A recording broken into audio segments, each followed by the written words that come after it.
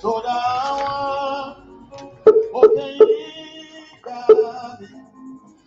hey, Mofi, Monita ni wọ́n tún gbé ga o, bí kò ṣe bàbá lókè. Tani wọ́n tún fi gbogbo ọpẹ́ mi fún. Ọlọ́run tó dá wọn, òkè ìgbà mi. Ẹ̀yin mo fi ọpẹ́ mi fún. Bàbá olùtọ́jú ènìyàn, sáré lọ́rẹ́. Jésù olùtọ́jú ènìyàn, sáré lọ́rẹ́. Mo ní bàbá olùtọ́jú ènìyàn. Oh yes. Sáré lọ́rẹ́. Hello, my people. I dey see you now. Olùtọ́jú ènìyàn, sáré lọ́rẹ́. Mo ní àìlèyí padà wò. Ògo yẹ.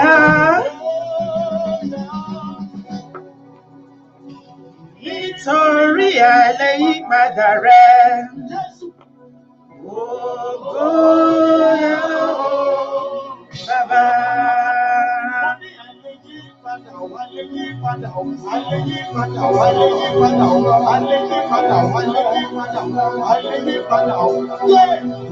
Ògo yẹ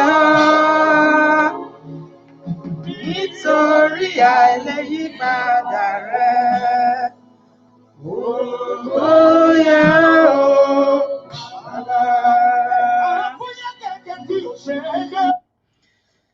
Hey guys, good evening, good evening, good evening. Welcome to my live stream. Thank you so much everyone for tuning in. You're welcome, welcome. This is Obodo Oyibo TV Live. I salute every single one of you. That skin girl, I see you. Nikki, I see you. Me Natural Beauty, you're welcome. Thank you everyone for joining. Ade Bingpe, good evening, you're welcome. Miss M Square, you're welcome. Miyaku, Kedu Kodi, you're welcome. I salute every single body joining us, those who are here now and those who are going to join us later. Jens Wood, my brother, thank you very much. You know I always appreciate you. You're my main person. My main people. Thank you so much. I salute every single one of you. Temiti, Evelyn, K Asukwa, thank you. Laviv, Jamila, thank you, every single one. Indi Ama, Neka, Kedu Kodi, welcome, welcome, welcome.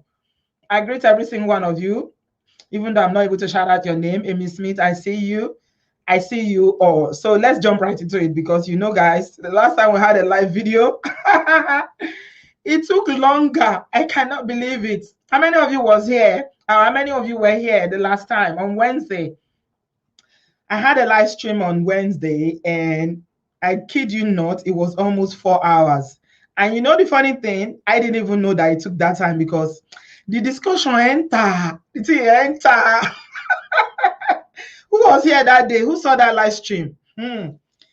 By the time we finished, and you know I didn't take break. Guys, you know I didn't take break. I was sitting on this chair for almost 4 hours. My leg was stiff. It took me a minute to stand up. I greet you all. Now do well. Thank you very much for everyone that was here. Yeah, tell me, I saw you that day. Yeah, I know a lot of you were here that day. Some people went and came back and still met us, and they were in the comment section. They were like, Auntie B, you're still here? I said, I'm here. Oh, I'm here. Now the work on and give me a day draw. Sleep carry you neka. Ha. That live show was hot. Oh, it was so hot. A lot of people were calling in. The discussion was super hot. In fact, a lot of people are saying that I should do. England is playing at 8 p.m. Okay, we'll try. Jenswood will try, but you know what? This discussion, you never know. Before you know, time is gone. So if you have to go and watch the match, you will catch the playback later. So it's not a problem.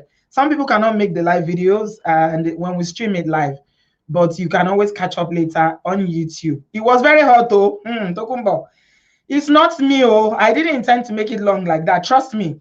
My yash was paining me from sitting down. Look, these are the pillows that I have on my chair just to make me a bit more comfortable. But still, that day, I hear when Nigeria say you hear when, I hear when that day. So anyway, some people are saying that we should do a part 2 of that topic that we've not exhausted it yet. How many people feel like we should do a part 2? Tell me in the comment section if you want us to do a part 2 of that topic about men feeling emasculated in the UK or in the abroad. African men saying that they feel emasculated by the system. That's the question we're discussing that day. Let me know. Okay, Barry, you already emailed me. You're not correct guy. You be correct guy. I hear you. If you want us to do a rerun, part 2 of that, please.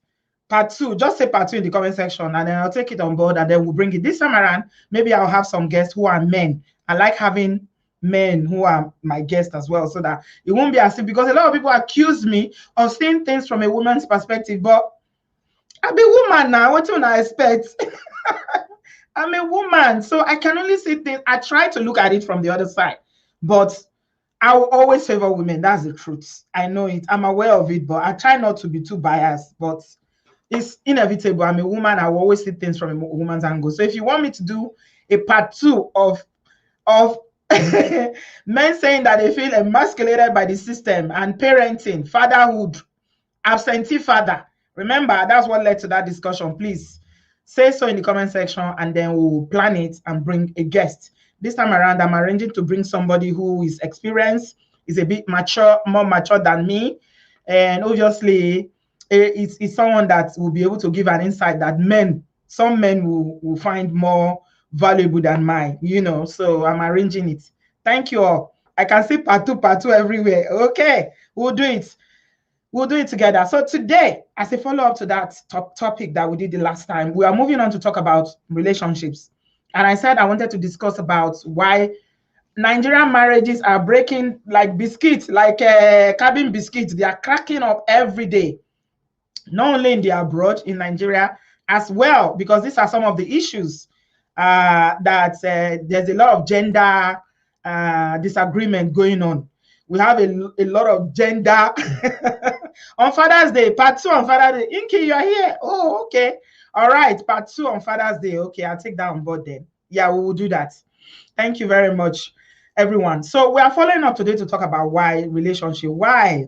Because a lot of people are saying, oh, these days marriages are not lasting, relationships are not lasting. They used to last longer during our parents' time. Why?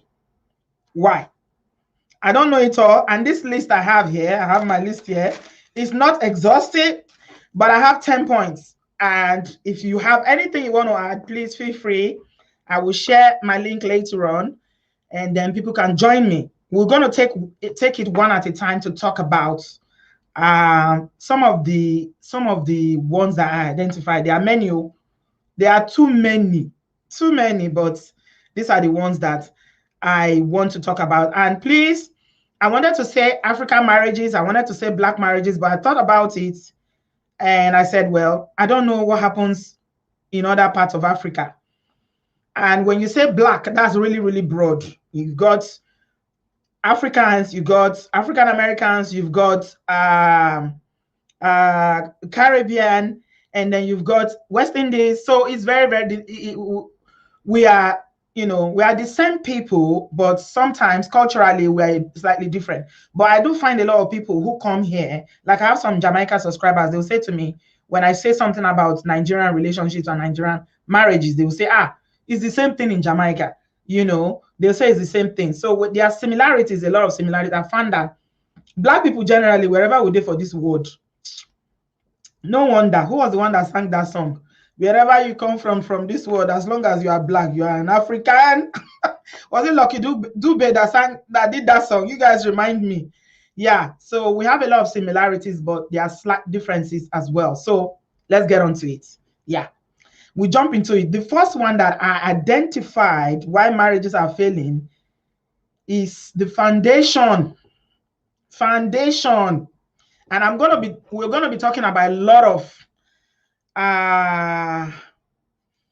we're gonna be talking saying a lot of giving a lot of examples. You are British, so you don't know if this topic affects you. James Wood, don't make me laugh. You are British. You are not British or Igbo. You are not black anymore. Of course, it affects you. And the way we are going to learn, I always want my sessions to be learning environment. I want to learn. I learned so much from the last show we did. Honestly, if you see me taking notes, it's like a class. I'm writing down things that I'm learning as we talk. So I want it to be a learning environment once again. So let's discuss these things. It's not about blaming any particular gender. It's not about shaming or, like some people would say, bashing. It's not about bashing. This is about learning. Please, if you're picking this up later, especially the people that watch the reruns, when we finished, they're always talking about bashing. Nobody's bashing nobody. Like I always say, I'm a woman, but I love my African brothers. I love my Nigerian brothers. I love my black men. I love my black brothers. There is no hate at all. It's all about learning so we can be better. That is my starting point. So the number one reason I have down here is the wrong foundation. Foundation. The Bible says that if the foundation, if it's not right, what can the righteous do? If the foundation be destroyed, what can the righteous do? So, foundation, the reason why we get into marriages in the first place is number one, why our marriages are not lasting. Why do you want to marry that person? You see this man, you see this woman, you just want to marry. Why do you want to marry? Like I said, I want a lot of examples because the examples will help us to put things into real life situations. Why do I want to marry this person? Yeah. We find a lot of cases in Africa whereby people want to get married because I'm that age. I was like that. I've been to university. My parents made sure that I went to school. I've graduated now. I have my first job. I have my flat. I have a car. The next stage in my life is marriage. Yeah. So you see people marrying for the wrong reason. They marry for the wrong reason. You marry because you are old enough now. Like, okay, that's the stage in life now. You are 26 going to 30. And in Nigeria, 30 is the cutoff. For a lot of people say women, once they are 30, they start telling you, go and marry, go and marry, go and marry. And I did a video a while ago where I talked about the pressure. My own mom, she didn't mean, not like she meant bad. I know she loved me, but the pressure was real. Jesus Christ. The pressure was real. She was pressurizing me. Go and marry, go and marry. I say, am I going to marry myself? What is my own? Not that I don't want to get married, but sometimes the pressure makes you make mistakes because you just feel pressurized from your parents, from the environment, from even peers. When you go marry, even family members, and I tell you, I kid you not, some of my family members then were shading me. They didn't know I had. They were shading me. Extended family were shading me, saying, look at her. She's finished school now. She's doing madam in Abuja. She's driving car all over the place. All my achievements as a single girl did not matter because I was not married. So you see, the pressure was real. So marrying because of age or because this is the stage now everybody is getting married is the wrong reason. You must identify why you want to get married. Why do you want to marry this person? You met this person. Why do you want to marry them? That's the foundation that I'm talking about. Some people marry for money. Some women marry for money. I come from a home where there is no money. The parents are broke. They see one man that his money means road. They don't care what he does for money. They don't care if he's going to be beating her every day. They just give her into marriage because of money. That's a wrong reason. So these are the foundational issues that we have. A lot of foundational issues. Some people marry because they are lonely. In this Obodoyibo, a lot of us marry because we are lonely. We've had cases of people who are sharing houses. They're sharing a house.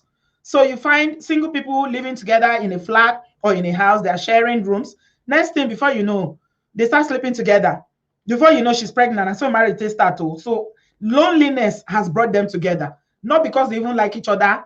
Maybe it's winter. We have some brutal winters that the cold will seem as if the cold will never finish. Now, small they start. Before you know, and I get a gist. They watch TV together. They eat together. Before you know, belle don't enter.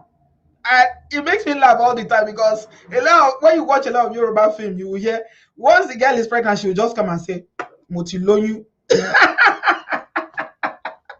Once she say Motilonyu, marriage don't start with that, oh. Marriage don't start whether you like it or not. Eh? Hey. Somebody is saying something interesting here. She said, Ruthie said, I got married at 29 after I graduated and worked for a couple of years. And today I still feel I got married too early. Sometimes I wish I waited a little more. I hear you, my sister. I hear you. Yeah. Looking back now, if I can look back, me too, I would not have given into the pressure. My mom especially pressured me so much. That's not a good reason to get married. Some people get married because they are pregnant. They have a child for somebody. You say, okay, we have a child. Let's get married. That's not a good reason to get married because you might not be good together eventually. These are the fundamental issues. These are the issues, the foundational issues why marriages fail. Why are you marrying that person? You know that person. You don't even like that person. You cannot stand them. Take for instance, let's talk from a man's angle. You are dating a girl and she's very dirty. She cannot clean. You know, you see that you like a girl who is well packaged, a girl who knows how to take care of the house, you know, who is very clean, and you know, a girl who is neat. And you know that this girl is very, very dirty. Even she yourself have to push her to go and wash, to go and take care of herself. And then maybe for instance, she got pregnant for you. Next thing, the parents will come together and say, hey, you don't give her belly. Next thing, marriage. But you know that thing is going to be an issue. And some people will get married and say, I will change him or her later. My people, you know they work. You know they work. You know work. You cannot change nobody, my people. All of you that are single here that are listening to me, don't date somebody that you say, okay, I'm going to change them. You cannot change anybody. Only God has the power to change a human being. Women especially, we always feel like we can change men. You say, don't worry, we'll change. When I marry him, it will change. Yeah, so these are some of the foundation issues that we have. And I have here, having a child, marrying somebody because, you know, they say marry your friend, marry your friend. You now have a friend, but you don't have feelings for them. You know that this thing cannot develop more than this. You go and marry them because they say marry. If they say marry your friend, they didn't say marry somebody that you can never love. Oh. So we'll get to that part later. You know, there's zero compatibility between you and this person. For instance, I brought one of my friends to this show the other day, and she's a widow, and I said jokingly on the show that, you know, I want her to get married, that I want guys who are interested in marrying her to contact her.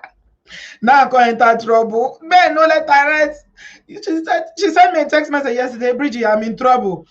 So many people that are chasing her. But you know, the thing is that she told me, one of the guys I was talking to her, she said, this guy, there's no way who can work. I said, why? He said, she likes somebody that is polished. You remember Obi?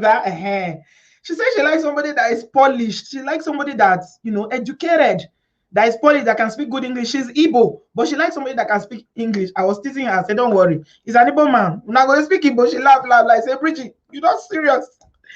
She said, there's no compatibility in this guy. I'm only spoken to this guy, but I can tell that it's not going to work. So my point is, there needs to be compatibility. You need to be compatible. If you're not compatible, two cannot work together except they agree. Amos 3:3. That's what God told us. So make sure that the reason why you ask yourself, why am I marrying this person? Why? Why do I want to marry? Do I just want to be married? Some ladies want to get married because of the wedding day, so that everybody will see you wearing a wedding gown. So you can shame all those your neighbors that think you cannot marry. You know? Yeah. So you can shame everybody that think you cannot get married. And then on the wedding day, you now start dancing and be swinging and swinging. Let me tell you something. The wedding day is one day. Then you have the rest of your life to deal with that person. And we've heard it several times that whatever character or traits, whatever someone is exhibiting during courtship, multiply it by 10 by the time you start living together. So these are some of the issues. If you know you are not compatible, you don't even maybe the guy, for instance, is not well groomed, like he doesn't have what would I call it, gentleman behavior. Like if he's eating, and you are this kind of posh girl who likes to do everything posh. And you can say this exotic man that is throwing like this, or you put toothpick in his mouth, up and down, you'll be carrying toothpick up and down, or you have one long nail. Have you seen those men? They have one this finger. The nail will be long as if it belongs to Ogboni. And you say, oh, don't worry, when we get married, I'll teach him how to eat. I'll teach him, I'll buy him clothes to wear. The man and Nika, they wear up and down. You say, no, I'll take him to a boutique. I'll change his dressing. Now, what do you like with that? So, if you know you don't even like his lifestyle, don't get into it. This is one of the reasons why marriages fail. We marry for the wrong reason. Africans, Nigerians too, they marry for the wrong reason. We marry because of marriage, just to be. Some women marry because they want to be Mrs. Just to be a Mrs. so that they will be doing their hand like this. When they are talking, they'll be doing like that, so you know they are married. Ring where you go, where you go, tire you. At a point, say, when the marriage bad, say, you go throw away the ring, you know, even think twice. Not today. So, my dear, my people, are you feeling me? Are you feeling me? We're only on 1 point here, so we still got 9 to go. Foundational reasons. Why are you? Ask yourself critically. Do meeting with yourself. Call yourself into a meeting, and this is for both men and women. You are a man. You know that this girl, the way you are looking at her, every time she wants to go out to go and eat, all she wants to do is to spend money. All she wants to do is to spend money. She can never sit her ass in one place to say, okay, let's cook today. Let's go to the shop today and buy things and cook. All she wants to do is spend money and go to one restaurant to the other every day. And you say, when I marry her, she will change. Maybe she'll start cooking. She no go change. She knows how to cook. She knows how to cook. Maybe for the house where they bring them up, the house helps were doing all the cooking, or the father has a cook, or the mother was doing the cooking. She's not going to change. So when you get into that marriage, how not go get problem? Then a year later, you now say, she doesn't cook. She's always buying takeaway. But you already knew that she doesn't cook. So these are all the things you need to look at during courtship to know, can I cope with this person? Can I cope? Jen's food is bringing another one that I didn't even think of. Married, say if you want to marry, ask the person, what is your sexuality? We saw it in the last video. Remember where that what's the name of that Miss something TV was telling us about the Ghanaian friend, their Ghanaian friend who is a pastor that was not interested in doing the kerewa in the right place. All he wanted to do was to do it at the back. Okay, Inky is saying something here. Some people marry based on love only, not compatibility, physical, mental, emotional, and we cannot forget finances. Yeah, we're going to get to all this later. Yeah, love only. Love is an emotion. It comes and goes. And you see, there is a thin line between love and hate. This love is an emotion that is very deceptive. My people, it can deceive you. Yes, as for sexuality, ask them, I bet, what gender were you born with? Because we don't hear story now. I did a story the other day, especially in this diaspora. Don't think you see one girl and you think she's a girl. You need to find out though if she was born a girl or she was born a boy. These are the questions we need to ask. So these are all the foundational reasons. Why do you want to marry? Do meeting with yourself. Yeah. Some people marry because their pastor say this is the will of God for you. All those sisters that go to church, they're very committed in church. So the pastor likes the sister and say, oh, she will make a good wife because she's very committed. She comes to Bible class. She comes to evening midweek service. She's the first person to come to church on Sunday. And then they will go and look for the brother that they like and say, marry this girl because she will make a good wife. Being a good Christian does not mean that somebody will be a good wife. It doesn't. Those two people don't even know each other. And sometimes in such relationships, it's pastor that bring them together, church bring them together. Outside that, they've got nothing in common. That's another reason for you to know that this marriage cannot work. And that's why you find that a lot of people are getting divorced. They are getting separated. They are walking away because the foundation was completely wrong. Pastors are doing a lot of matchmaking though. Lola, you don't know? Pastors are doing a lot of matchmaking if you don't know. Where's that coming? Let me pin it. So, yeah. The last point I'm going to make about foundational reason is asking God yourself. You need to speak to God yourself and ask God, is this the right person? Because sometimes on the surface, a person might seem like it's the right person.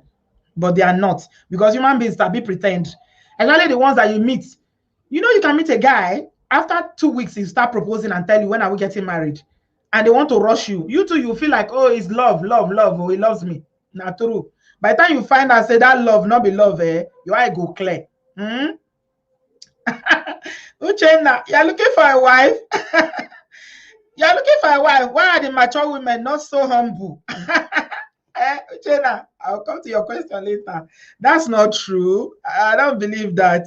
This one that you're hugging is not your wife. Who is this one that you're hugging? We can see a picture of you hugging somebody. Is this a relative?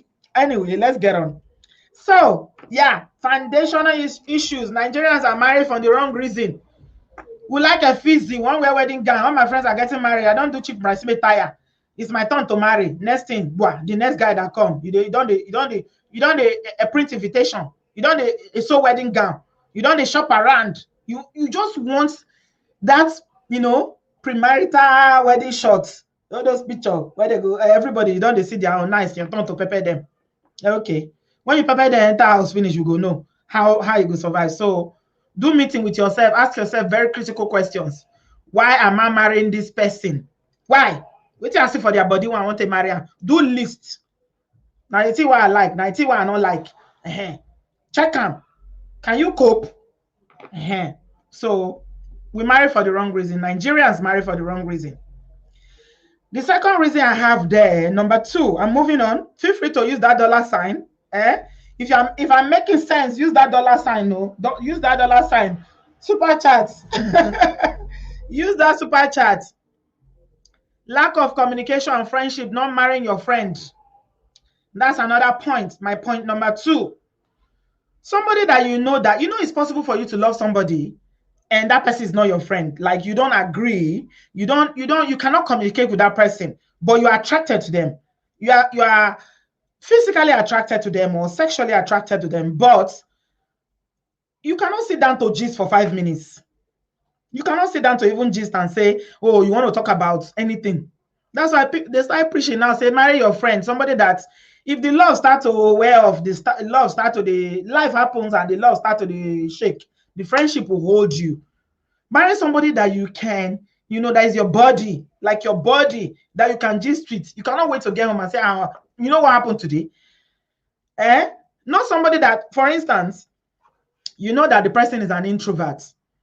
And you are somebody that, you like to talk, everything you want to talk, you want to everything from the beginning of the day to the end of your day, the thing that happened in your life, you want to narrate everything. Yes, somebody is saying something. Your hobby's friend and the ex cannot sit together for 5 minutes without fighting. Exactly. There's no friendship there. In fact, now they are starting to advise people that even if you like somebody, develop friendship first. Build your friendship first. Don't jump into intimacy or sleeping together. Develop that friendship first so that you become friends, because that friendship will hold you on the long run. Are you able to communicate? Do you even see things from the same perspective, or are you at loggerheads about every issue? Everything you talk about, he has this stand, you have this stand. You never agree on anything. There's no friendship there. At least you must be able to agree on some things. You must be able to agree and say, this is the way I see it too. You understand? Yeah. Somebody is saying something. My natural beauty is saying something here. Let me see what you say. You say, for example, if you are a hyposexual, please marry a hyposexual like yourself. If not, you go hear him. Yeah, what's a hyposexual? Is it not somebody that likes? I'm trying to remember what's hyposexual. Is it somebody that likes someone intelligent, reading, and someone that is what to be hyposexual again, guys? Remind me. Hyposexual. I'm googling it. Let me find the meaning. A person that is sexually attracted to highly intelligent people. Yeah, I was right. So much that they consider it to be the most important trait in that partner. Yeah, it's relatively intelligence. If you are moved by intelligence, thank you, Inky. If you are moved by intelligence, and this usually comes when it comes to the issue of your educational background. If you are a hyposexual, it means that although education and intelligence is not, some people are educated and they might not be intelligent. Some people are not educated. but they are very, very intelligent. Life has taught them, and they've educated themselves as well with life in the school of life. So, but again, in many cases, we'll find a lot of men or women who are on the other spectrum, far apart, you know, that you cannot even discuss anything intellectually. Maybe all he wants to talk about, for instance, if the man, all he wants to talk about, for instance, is about, you know, football or politics, or, you know, men always like talking about politics, football, and things like that, which is all right. And you are a social media person. The girl is a social media person. Ah, did you see what happened today with the video? Did you see what happened today with Whiskey? Did you see what happened today? He would be so irritated with you. He would be so irritated with you. Be like, what's wrong with this girl? Can't you think? You got no intelligent conversation from your mouth. All you live and breathe is social media. Yeah, they are fighting. No, hey, did you see what Vanna Boy did today? You know, this is what we are saying about compatibility. We're talking about compatibility. Inky, we are coming to all this. We're coming to all that. Yeah. My natural beauty, you said petty gossip will make life with sexual unbearable. Yeah, that's an example I just give. So we need to be able to marry somebody that we are friendly with, we agree with on a lot of things, not everything, but on so many levels we're able to communicate comfortably. Not the one that will say, no, I disagree. No, it's not like that. You know, gossip. Yeah, it's good to gossip sometimes, but you know, marry somebody that you know he likes gossip too, so that I go gossip together. You find a lot of people on social media saying their partners are their gossip partner, which is good. Gossip.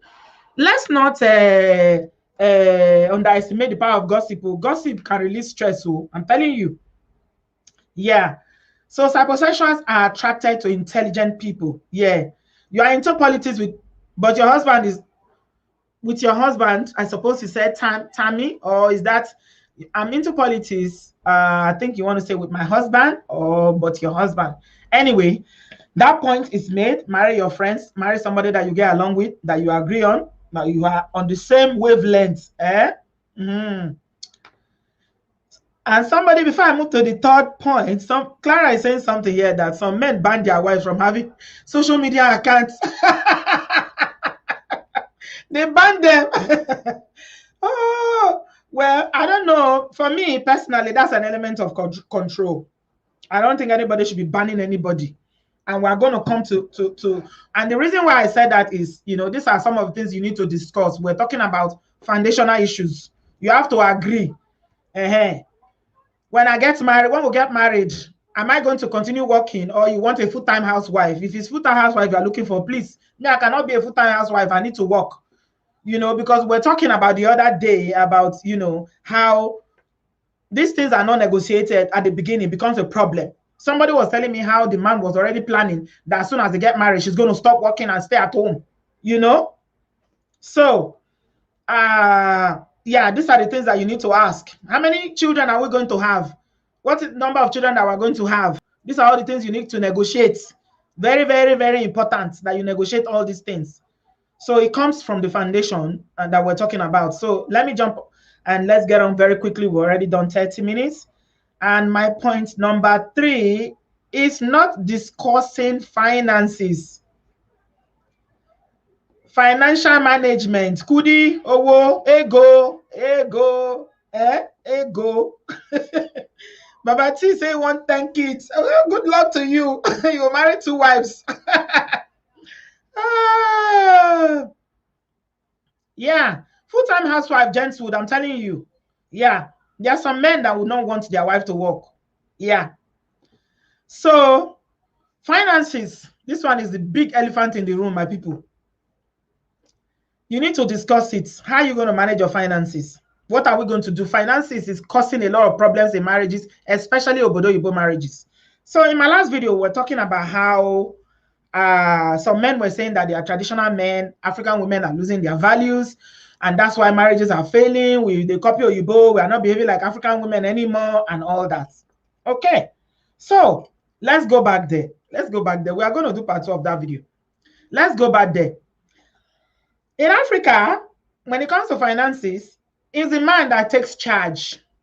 Nobody needs to tell you anything. Once you marry a man, as a woman, you are taken care of, except the man doesn't have, or let's say, maybe he had a job and he's lost his job and things like that. Aha. Who is asking whether somebody still wants a full-time housewife? Okay, we have somebody. Nelson said, my wife is a full-time housewife and we live here in the UK. Can you hear it, Jenswood? So yeah, I mean, if it's something that was understood from the beginning, then it's not a bad thing, Nelson. If you already told her, or this is the agreement that you could have before you got married, because some women actually want to be full-time housewife, but people like us, it's a kole work. So it's up to her and you if you agree on it initially. It's not a bad thing if that's what she wants and you agree. If you make enough money and you supply all her needs according to your riches in Christ Jesus, then fine, it's good. What works for you? There's a Yoruba proverb that says that, what we like in my house can be a taboo in somebody else's house. So it depends on the two people. So traditional men who wants to marry and wants African women to behave like African women, whatever that means, because we established the other day that families are different, and we're able to establish in that last video as well that, people's homes and upbringing is different. So what happens in my house might be different from what happens in your house. So in Africa or in Nigeria, men pay 90%, 99% of the bills is a given. Yeah, they do. They do. The woman is expected to support. So there's no question of, okay, we'll share the bills. You will pay this, I'll pay this. No. The men pay the bills. They do. They will pay school fees. They will pay rent if they don't have a property. They will pay. They will give money. Even if the woman is working sometimes, yes, they will give her money for food. Yeah. And then the woman will support. Some women in many, many cases, I'm telling you, their money is their money, but the husband's money is our money. So for those of you who are traditional men, that is the traditional style. Yeah, that's how it is done. That is how it is done back home in Nigeria. I'm talking about Nigeria. But in some cases, when the man is struggling, of course, if a woman has been taken care of all her life, she will just be, it will be ungrateful. She will be an ingrate if she does not support her husband. Let's say he's a businessman and business is, not going well. Of course, she'll pick up the pieces. Or if the husband is not able to pay the school fees. I know in my family, for instance, I know sometimes my brother will ask the wife, borrow me money. Maybe they have school fees they need to pay and he's expecting money. The money has not come. He said, borrow me money. I'll pay you back. He will borrow money from his wife to pay the school fees and then pay her back. Although sometimes, they pay her, the money go enter.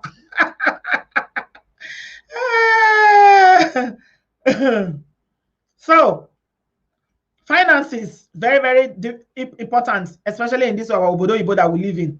There's a lot of bills that needs to be paid. So you have to negotiate. Don't assume that this person is going to pay this and this person is going to pay this. The reason why we have a lot of problems is that we didn't talk about it before we got married. Women have expectations. We expect to be taken care of when we get married. But these days, it is not always so.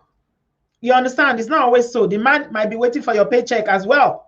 But ideally, if the relationship is sweet, say the marriage is sweet, you're supposed to date together. You're not supposed to put them together. Yeah? Thank you, Jenswood. I appreciate that. You're not supposed to put everything together. Then you plan together. What do we do with it? This is our salary. You are earning 50K a year. Your husband is earning, let's say, 70K a year. Okay. How much do you have? You have 100 and is it 140 or 130? I don't know. Put it together. How do we spend it? How much do we use on projects? Some people, women will tell me that their salary. I have a Kenyan girl in a woman in the US who told me that her husband pays all the bills because he has a really good job. And what she only does is that her own salary is for their projects in back home. You understand? Okay, if it's food, you want her to pay food and, maybe school dinner, buy clothes for the children, and you pay mortgage or rent, and you pay all the utility. Just talk about it. But people are not talking about it. People are coming with assumptions that the husband will do this and I will do this, then it becomes a problem. Finances contribute to 80% of why Nigerian marriages are failing. You can say, I'm not designed to be a full-time housewife. I like my own money. I do not want someone using money to hold me ransom. Women need financial independence, and unless they will always be subordinate. You know me and you, we always reason the same way, Inky. My mother was not a full-time housewife. My father was a traditional man, but my mom worked even harder. She worked. So I wasn't raised to be, I was raised to go out there and get things done. My parents did not send me to go to university and get all this education for me to sit at home and be having children. That is not the only achievement I want in my life. I love my children. I love being a mom. I love being, in a family, but it's so much more to me than being a full-time housewife. But some women like it, so that's okay. But there needs to be an understanding. Don't go and marry a woman who's educated herself. She's ready to take on the world, and then you go and tell her you can't work after marriage. So it's very important that you negotiate these things. Finance is a massive problem. What are we bringing to the table? Are we going to have a joint account? Is our salary going to go into the account? If it's a joint account, would you have two cards? You will have one, I will have one. And, we just checking with one another before we withdraw money. What about projects that we want to do? How do we do projects? Are we going to put money together 50-50 to do projects? We want to buy a house in Nigeria. I want to build a house. How do we do? These are the things that people should negotiate. But you know what's happening? You find a lot of things happening here in the diaspora whereby women are building houses in Africa and their husbands do not know. That one, yawa. I know somebody that's done it. She don't build the house finish. The man had no clue. But he will find out later. And then it becomes a problem. You understand? She didn't tell him. The man was not like, it's not like he would not have allowed her to build the house or anything like that. But I don't know why she didn't tell him. Maybe she felt like he would not support her, or he would tell her to bring the money. I don't know. I don't know what their situation is. But I know that she didn't tell him. And she finished building the house. So, and some guys do it too. Some men do it too. Do projects without telling their wife. I think it is important for you to, if it's not discussed, then it's a problem. Then again, the issue of finance, before I let this one go, this is my third point. Why it's a problem is because when one person is the one pulling all the load, for instance, traditionally, men are the providers. You go and marry a woman. When you go for a traditional marriage, they tell you, are you going to take care of her? Is he going to take care of her? Are you going to make sure that you meet her needs? You say, yes, I will care for her, I will care for her. But when it comes to bringing in the real money, because you find out that some people will just be busy doing nothing. They will just be busy. They will be busy, but you will not see the money. Thank you, Vanessa. God bless you for the super chats. Guys, use the super chat to see. This talk is not easy. We are learning here. This is classroom. This is classroom. Thanks, Vanessa. I appreciate that. When one person is not pulling their weight financially and is left to the other person, especially if a man is not pulling his weight, it becomes a problem. It will become a problem for the woman. You are the one that will pay the rent or the mortgage. You are the one that will pay the bills. You take care of the children. You buy food. And he is contributing 0 or nothing, or bringing in 20%.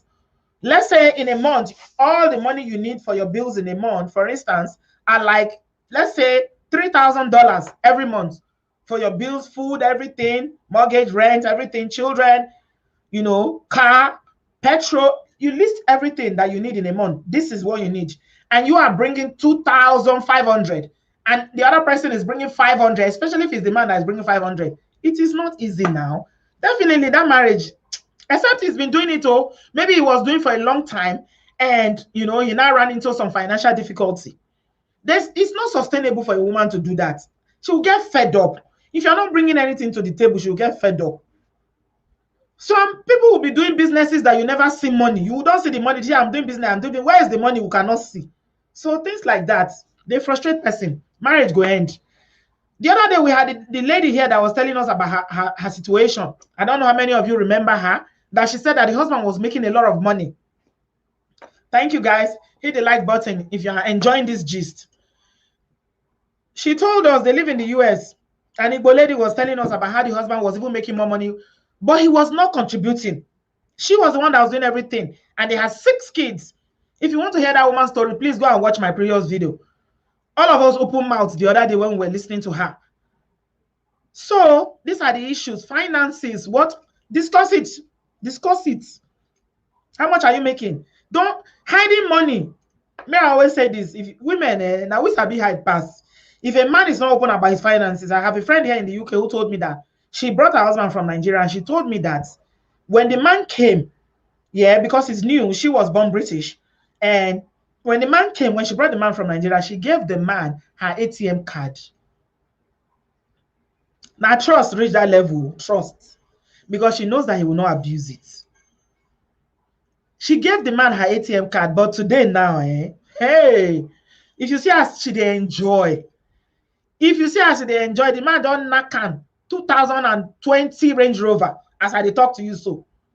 So when you, it depends on the person that you are with. If it's somebody that is reasonable, that is not going to abuse, you know, because women, I don't know, we are just, I don't know. If I say this, people will say, hey, you're always favoring women. It's true. We nurture. We like to take care. If you love a man, you want to nurture them, especially if they are treating you well. If they are treating you well, they are nice to you, and they show you love. They show that they care for you. Nothing you will not. You see, I'm still going to do another video where I will talk about how easy it is for women, for you to have a woman licking off your hands like this. It's so easy. If only our men will understand. Very easy. When she told me, I said, wow, you gave him your ATM? I said, yes. But today now, he pays all the bills. He has a really good job and he's splashing the money on the family. She's enjoying. See? So there's no hiding of money. If you want to start hiding money, there will be fire on the mountain because nobody knows how to hide. So finances is one of the reasons why marriages are breaking like cabin biscuits. Somebody, a man here is saying that the ex will clean her out if she gave him her ATM. If you gave her your ATM, yeah, some women are shopaholic. They are shopaholic. Once they see money is to spend. Yeah, you need to know the person that you are dealing with. You have to absolutely know the person that you are dealing with. The next one I want to talk about is lack of intimacy. This is one of my favorite one. Yeah, this is one of my favorite one because I'm a lover girl. I love love. I'm a lover girl. This is number 4. Why Nigerian marriages are breaking? Lack of intimacy. No intimacy. I'm not talking about sex, so I'm talking about intimacy. There is a difference. If you know, you know. If you don't know by now, then there's a problem. So, how many of you know your partner's love language? I put it here so that we can discuss it. You're welcome, first timer.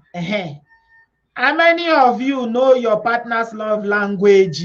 Let's talk about the love languages. According to Dr. Chapman, there are 5 primary love languages that people speak. It includes words of affirmation. That's my number 1 love language. I love it. When you affirm me, if I do something and you say, Bridget, you did that, in my head go just swell. I go just smile sheepishly. That's my number 1, love language. Number 2, quality time. Yes, that's number 2. Some people like quality time more than words of affirmation. Some women like quality time. And this, love language is for both men and women. It's not only women alone. No. Physical touch is the 3rd one. Physical touch. As I don't know how many of you saw, there's something I saw on social media a while ago where people were paying for cuddles. They will go and pay these women to cuddle them, to hug them, to just cuddle. They will just cuddle for an hour and people will pay. You guys have no idea how powerful touch is. Physical touch. It is so powerful. Hugging. And that's why because I'm somebody that loves physical touch so much. And I crave it. So you need to know one another's love language. Acts of service. Some women or men like acts of service. What do you do for that person without being asked, without being told? When there is no act of service, they are not even doing anything for the other person. Of course, the love will dry quick now. Marriage will tire person. Acts of service is some people's love languages, and receiving gifts. This one are women own. Receiving gifts. We will like, men too like gift though. It's not only women, but yeah. These are all the 5 long languages. If you didn't know them, study them today, write them down. Find out the one that your partner likes and begin to do it. Otherwise, wahala dey. The love languages that people like. Affirmation, words of affirmation. What does it mean when they say words of affirmation, my people? What does it mean? Words of affirmation. It means just, you know, saying something kind to somebody, something really, really sweet. You just say something sweet to the person that the person, you know, words are so powerful. Even, I mean, dress up, wear something. Like, for instance, women like this, we're always looking for validation from the man in our lives. We're always looking for validation. I go and make my hair, spend 6 hours in the salon doing braids. I come home. My husband don't even notice whether I do new hair. How do you think I will feel? Who am I doing this hair for? I did the hair to make myself look good, but I want my husband to notice. You not going to even notice. Not going to say, baby, you look good though. Not going to notice. These things that affect women. Women, we crave intimacy. Brothers, please. Somebody say, I love flowers and I purchase for myself. Yeah, why not? I do that as well. I buy flowers for myself. But just imagine if he was sending you flowers and it wasn't planned. Maybe you're at work one day and flowers just arrive. These are acts of service that will make belle sweet. You're going to make the marriage the sweet. But when there is no act of service like that, no words of affirmation, nothing, no love language. They don't even know your love language. Love no even day. Talking of love language. How the marriage no go break? Intimacy is serious, guys. I'm going to spend some time on this one. Tammy said my husband writes love letters. I love that. Of course. You cannot even send a sweet text or say, hey, how you doing? Women love romance. We live for it. I don't care how churches you are, that you are a deacon in the church, that you pray in 100 languages. As a woman, our hearts, we love and we love, you know, romance. We live for it. But unfortunately, a lot of our brethren, a lot of our brothers aren't so romantic. They are not so romantic. And please, if you are not romantic, try to learn now. Try to learn. There's nothing wrong in learning. Somebody said that Nigerian men needs to go to school. The school of romance. It's not their fault, though. What they don't have, they cannot give. Well, you have a point, Lily, but you know you can learn. We're all in a new environment now, especially if you live in the diaspora. Yeah. Your own is act of service. You don't like gifts. Somebody said they don't like gifts. DM Vlogs say she doesn't like gifts. Really? You got to be the first woman that I say that doesn't love gifts. I live for gifts. In fact, all the love languages are mine. All the love languages, I speak them. I love all of them. Acts of service, words of affirmation, physical touch, give them to me. Just give me. Give me. Give me. So when there's no romance or intimacy in a relationship, how will it not crash, my people? Inevitable will crash. It will crash. You need to know the love language of the person that you're with. What is their love language? Acts of service, helping your spouse without being asked. Acts of kindness, showing that you care. Words, no, some words. Some people, the only word that come out of their mouth, men and women, is to nag. Nagging is the only thing that comes out of your mouth to your partner. It's only nag. Then eventually, you know, it will crash. That marriage will crash. That relationship will not survive. You need to be intentional about taking time out to build intimacy in your marriage or your relationship. Otherwise, and you know the sad thing about some of our Nigerian brothers, they think that intimacy is a waste of time. Spending time to build intimacy is a waste of time. Nagging is awful. Yeah. It's very, for a man or a woman. Yeah. I agree with you. Gentlewood, nagging is awful. Give this video a thumbs up, guys, if you are enjoying the gist. Notice your partner. Show them that if you don't notice them, it's like it's that they are invisible. It's like they're invisible. Some women wants to be seen. We want to be seen. We want you to see us. We want you to see us. Don't just come into the house and the next is food you are looking for. I want you to come into the house and say, hey, how was your day? I want to hug. I want you to hug. Hug will not kill you. Some African men have never told their wife one day, I love you. That word love, they heavy for their mouth. Very heavy. They cannot say it. They will tell everybody around the whole world that I love my wife, but they cannot say I love you. And that's why it's very important for us to teach our children now how to say it without feeling embarrassed. Because they weren't taught. Somebody here was saying, Nikki was saying that it's not their fault.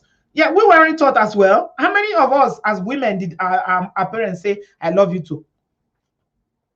It's not all of us, but we learned it. You can learn. If you know it's going to make your partner happy, why not? You don't tell your wife, I love you, no hug, nothing. And somebody said that if you want to be intimate with your wife, like we're going to get to the next part of it, which I'm going to talk about just now, which is the number. How many number have I done? This is the 5th one, right? I think this is the 5th one. I'm writing it down so I can remember, but all of them are here. Somebody say if you want to get down, if you really want to get down, if you are somebody that knows, you know, if you know, you know. If you really want to get down, start from in the morning, not in the night. Women hate it when you come in the night and everything is so mechanical. It's so mechanical. You want to get down, it's so mechanical. As if you're going to say, report for work. It's another work. It's report for work. That's why some women are frigid. You don't blame us. When you don't enjoy the intimacy and you don't enjoy the sex, it's going to happen. Sooner or later, it will. So that takes me to the next point. Lack of sex. Somebody sent me a message on Instagram a few days ago and said, Auntie B, please do a video. Do a video that if somebody is not giving their partner sex, does it not leave room for cheating? Can it not lead to cheating? 100% it can, and it does. Yeah. There is a difference between, sex and love, or showing intimacy, having intimacy with somebody. You don't need to sleep with the person to feel close. Intimacy is about feeling close, intimate, like this. It's feeling close. Your heart will be warm. Your heart will feel so soft. You will just smile. You see some ladies sometimes. Have you seen women sometimes they're on the phone? That's why they say sometimes when women, most times if you see a woman and she's on the phone, you can tell who she's talking to. If she's talking to somebody that she's in love with, you can tell because she will just smile. Text, ordinary text, she go to text, we don't like intimacy. Women actually like intimacy more than sex. That's true. Because the sex for us is mechanical if there's no intimacy. Men can sleep with women that they don't love, because for them, it's just the reaction. But for us, it starts in the morning. If you want to do tonight, start in the morning. Put in the work. Let me see that you even put in the work. Check on me when I'm at work. Send me a text. Say something nice. Do something nice for me that will make my heart warm. When there's no intimacy, it's hard though. People grow distant when there's no intimacy. They become very distant from each other. So you find that a lot of people are living together, but they are strangers. They are strangers. They are housemates. They are just sharing a house. There is no intimacy between them. But when a couple is intimate, if one sits on one side of a room, like they're outside, they're in a function, let's say that they go out, and the other one is sitting here, now they will tell they communicate. If they take eye communicate, people around there, if you catch them, you already know that there's something between them. Because the love language, it will be so obvious. Touching, kissing, God bless you, cheat power. Yeah. Noticing them touch, kiss, hug, compliment them. And women too can compliment guys. It's not only we that love compliment. When a man looks good too, you can compliment them. I think that when we are dating, we do a lot of these things, but when we marry, we forget. And that's why it's very good. It's very important to build intimacy. Lack of intimacy is cracking marriages here and there. Lack of intimacy is too much. For women, it's lack of intimacy. It's a lot. It means a lot to us that we feel intimate with the man in our life. Yeah.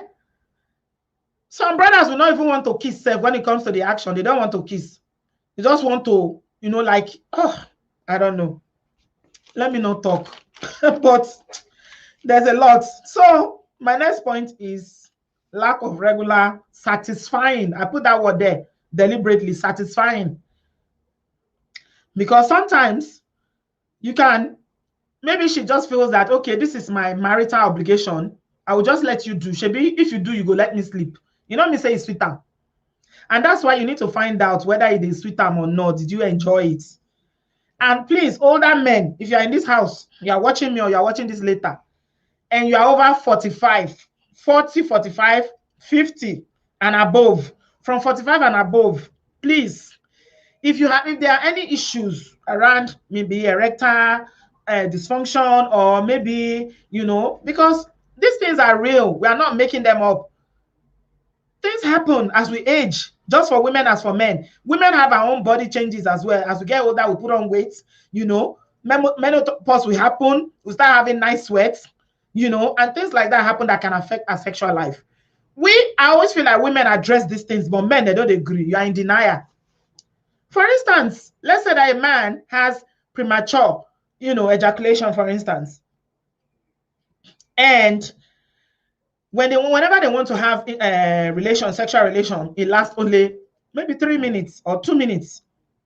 As you are getting in there, you are done, and you just roll over and sleep. How do you think she will feel?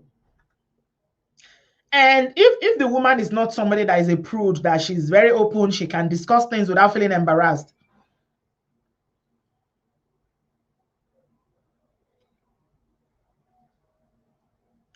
then if she tells you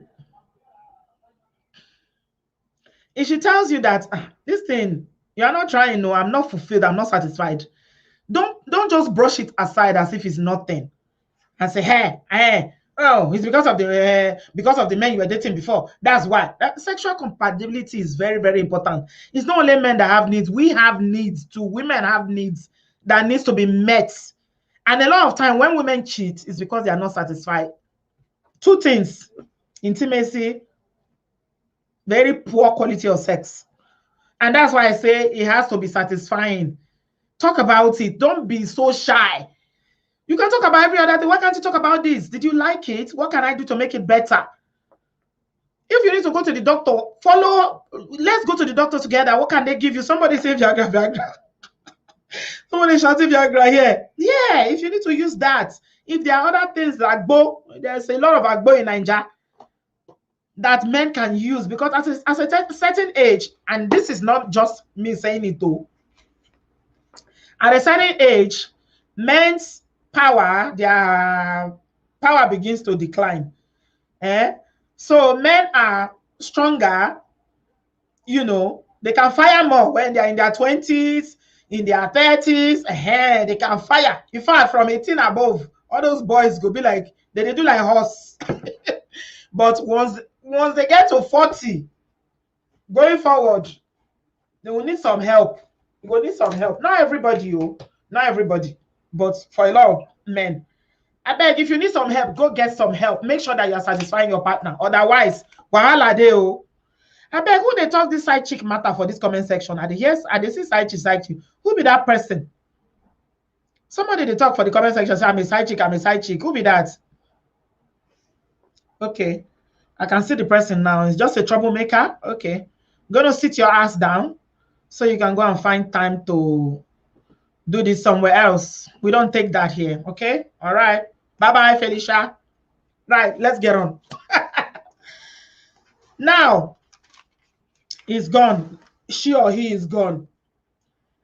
Make sure that it is satisfying, brothers, sisters, and you sisters, you African sisters, Naija sisters. So if you say, no, let missionary on, I like any other thing the man won't bring, and I go say, hey, yeah, you learn this one. Now your side chick teach you this one. Where you for like, hey, which day? Hey, the Bible is against this one. No, Bible says we shouldn't do this one. No, you cannot go on top. Anything. You go resist. You are so, the light have to put off the light, close the curtain everywhere. See, some people are very, very adventurous when it comes to, kerewa. Some women are very, very adventurous. They are not ashamed of, being sexual. They want to do it in the kitchen. They want to do it in the car. They want to do it everywhere. And some women they'll just close their eyes and be saying, I love prayer. And only missionary journey, only missionary style. Only missionary, you two go on top sometimes. Go learn how to twerk. Go watch video for go learn video. Go learn from Thatcher. All those men, they run after those girls because they go just like that and the girl go just do all the work. Oh my God. So go and do different style, role play, do different things, not be all the time missionary style. Missionary no retire now. Missionary don't come go sis. Yeah, so intimacy, very, very important to women. Romance, we live and breathe romance. And women, like brothers, please make sure that you are getting down properly and satisfying your women. And if you're a woman that is a prude, maybe your parents told you when you were growing up that it is a sin. Now you are married, a lot of us growing up in Africa, some parents do some damage. They don't tell you, say, yes, the madam at the top. Yeah, why not? Be on top. Tell her, say, today, Albani, relax. I'm in charge today. You just relax. I'm going to make you feel good. Get oil. Get some scented candles. Light the rooms. If you don't do all these things, if you don't do them, wahala good day. We are talking about why marriages are failing. Wahala good day. If you're not having sex regularly, wahala good day. I'm telling you. This is true. Wahala good day. And if he's not sleeping with you for a long time, you are married, he's not sleeping with you, or you live together, he's not sleeping with you, he's sleeping with someone else. Because men, they need sex too much. They need it. Like we need intimacy and romance. That's how men need it. Ibrahim, am I saying the truth? Big person, I should talk about hygiene. Okay, hygiene is very, very important to you. Yay. Who is laughing? Okay, keep laughing, Jare. It's very, very important. That's why we are here. Big Ben, I want to pin your comment. Talk about hygiene. Okay. Nobody won't kiss teeth when they never brush for 2 days. Oh. Nobody won't kiss them. In fact, me, this evening as I was preparing for this video, I couldn't think, am I the only person? I say I will ask people who are content creators here. If you're a YouTuber here, I don't know. Do you spray perfume if you want to come and do video? I keep asking myself because we're on lockdown, or we've been on lockdown for a long time. But I find out that all my perfumes are finished. Where are they go? I don't know. How my perfume to finish? I realize that if I want to come do video, I'll spray perfume. So, see, some women are turned on by a good smell. There is nothing that is as romantic as a black brother that grooms well. If you get beard, you get sideburns. Have you heard the color now? That full beard where they rain now. Some brothers will invest in oil and everything to make sure say the thing they grow. Some brothers need to cut their own because the thing no good, especially if you're not hairy. You know how that one when one hair go there here, one go come there here, one go come there here. Not everybody go get them. If you don't get hair, don't leave that one. So we're talking about hygiene. I beg, clean up. No wear the same boxers 2 days. Sense of smell, Balaji, God bless you. Very, very important to both man and woman. Yeah, so a lot of women complain that some brothers are not looking after their personal hygiene. So brothers, your wife will pack run or you go kick you out because they wash, they change. You go repeat the same clothes. You go wear one coat 1 year, wash them. Maybe you don't talk. I mean, there are things that you can help a man to do, for instance, like help him to do his laundry, and things like that. But if you help man brush teeth now, or if the woman, the best way be say dirty where. Some women dirty, Chineke. That not only you see them outside there, make I tell you something. I don't see somebody like that. I didn't see this couple, I didn't see them, I go to see them. I don't want to say, nice couple, very nice people. One day I enter their house. Chineke. My people, since that day, I lose more respect for them. When I see the it be like house where they never sweep for 1 year. You see as the house dirty. I say, what? How people they live like this? I don't know. Your environment needs to be clean. You yourself be clean, look good. Make sure that you look good. Personal hygiene is cocoa. Brush your teeth. Do your hair. Some women can roll. They will carry one can roll for 6 months. They don't go lose them. They'll carry wig boots from one job to the other. Now you they do all the job for the community. Your husband they look another chick outside. They dear make you they carry can roll where they smell. Your hair they smell. You know if you wash hair before you know that side chick you go move in. So you better take care of yourself. Make sure that you they package. If all the mamas that in their 50s, 60s, they package, you will be small girl. What's your problem? Why can't you look good? What is your problem that you cannot look good? Make sure that you are taking care of your personal hygiene. So that's very, very important. Let's move on to the next one. We are talking about why Obodo-Igbo marriages and Nigerian marriages are cracking like biscuits. So we talked about, lack of regular satisfying sex. Yeah, the next one I'm going to talk about is an interesting one. Not having emotional intelligence, empathy, ignoring your partner. And this comes down to not having friendship as well. Some people, especially when there is a disagreement, some people sabi keep malice for Africa. They would keep malice. Now they the same house, they keep malice.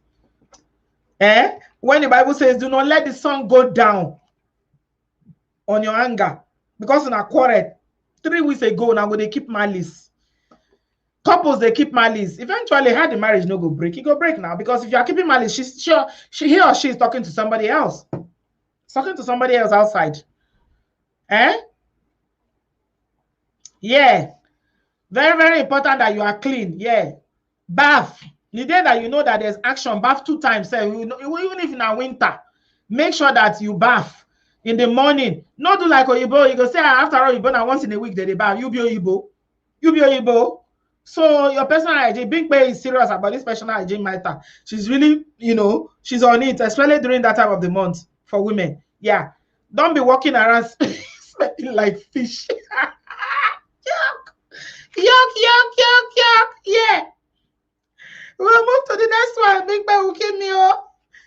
Being emotionally unavailable. I did a video about men who are emotionally available. I know one lady that almost left her husband because he was emotionally available. She said he's a good guy. He provides, but he's just not emotionally available. He will be there, it's like he's not there. And we talked about it and we're able to trace it to his childhood. This is the way he was raised.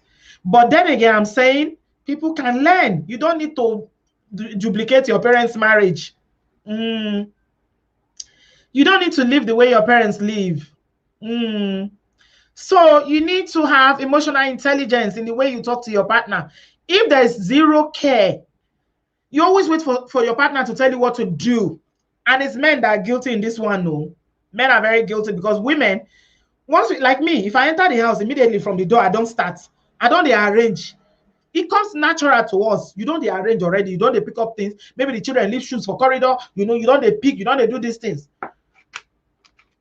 But not even being caring enough to be, supporting your partner, ignoring them. Maybe you've done something that is making them pissed off at you, and you do as if you don't even know. You pretend as if you don't even know. All these things, they contribute to why people, they get serious unforgiveness. And when the cup of unforgiveness don't full, everything, the whole thing like this go blow. Yeah, we talked about emotional intimacy earlier on. Mommy T, 3D, yeah. We've already talked about intimacy, yeah. So you need to have emotional intelligence, be emotionally available.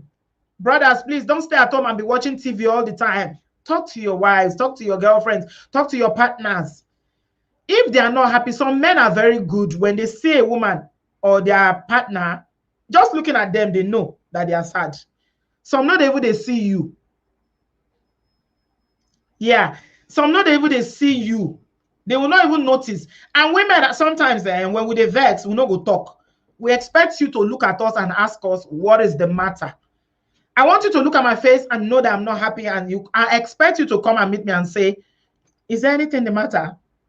But when you don't have, emotional availability, you just come home, either you stay on your computer, if it's the ones that like using computer, or you stay on TV, watching TV. Then they play Euro Cup now. That's also TV. You go to watch, neglecting or ignoring your partner. That one don't make sense. And some women too, in social media and phone.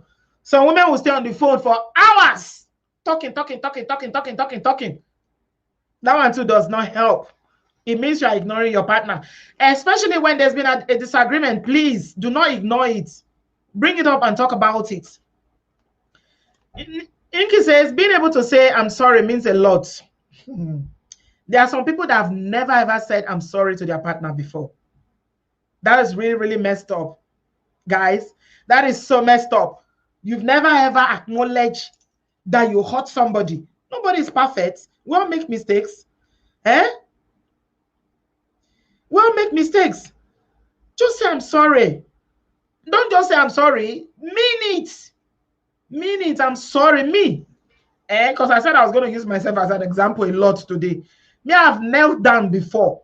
I'm not Yoruba. My husband is not Yoruba. I've knelt down before to apologize to my husband because I said something that I shouldn't have said. I was angry. And being self-aware is one of the gifts that you can give yourself. When you are self-aware about yourself, then you don't even need anybody to fault you. You self go judge yourself. I said something. I was like, wow, this thing I said is wrong. I knelt down and said, please, I'm sorry. Of course, he go forgive me now. He go sweet down for belle. So you need to take responsibility for your own action when you do something wrong. Do not be too big to apologize for your wrongdoing. Some people will never apologize. They're always right. They're always right. They are rigid. Me, I'm never wrong. My father was never wrong. How can I be wrong? Your marriage will soon crash. And also be able to take on an apology when they apologize without storing it as a momentum for the next argument. Keeping emotional scores. Thank you so much, Inky. That's a very, very important point.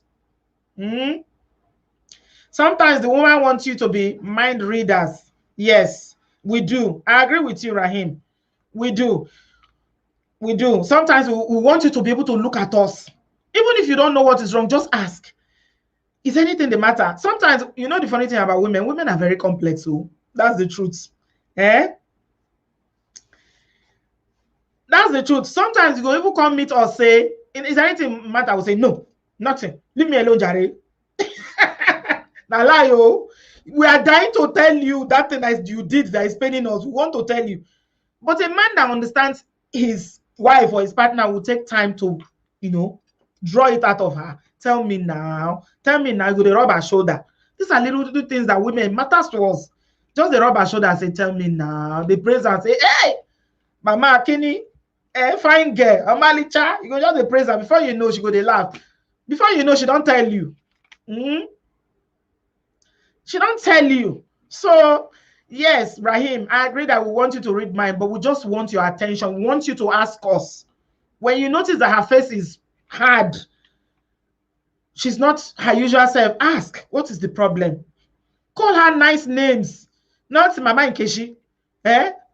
Mama Deborah. No.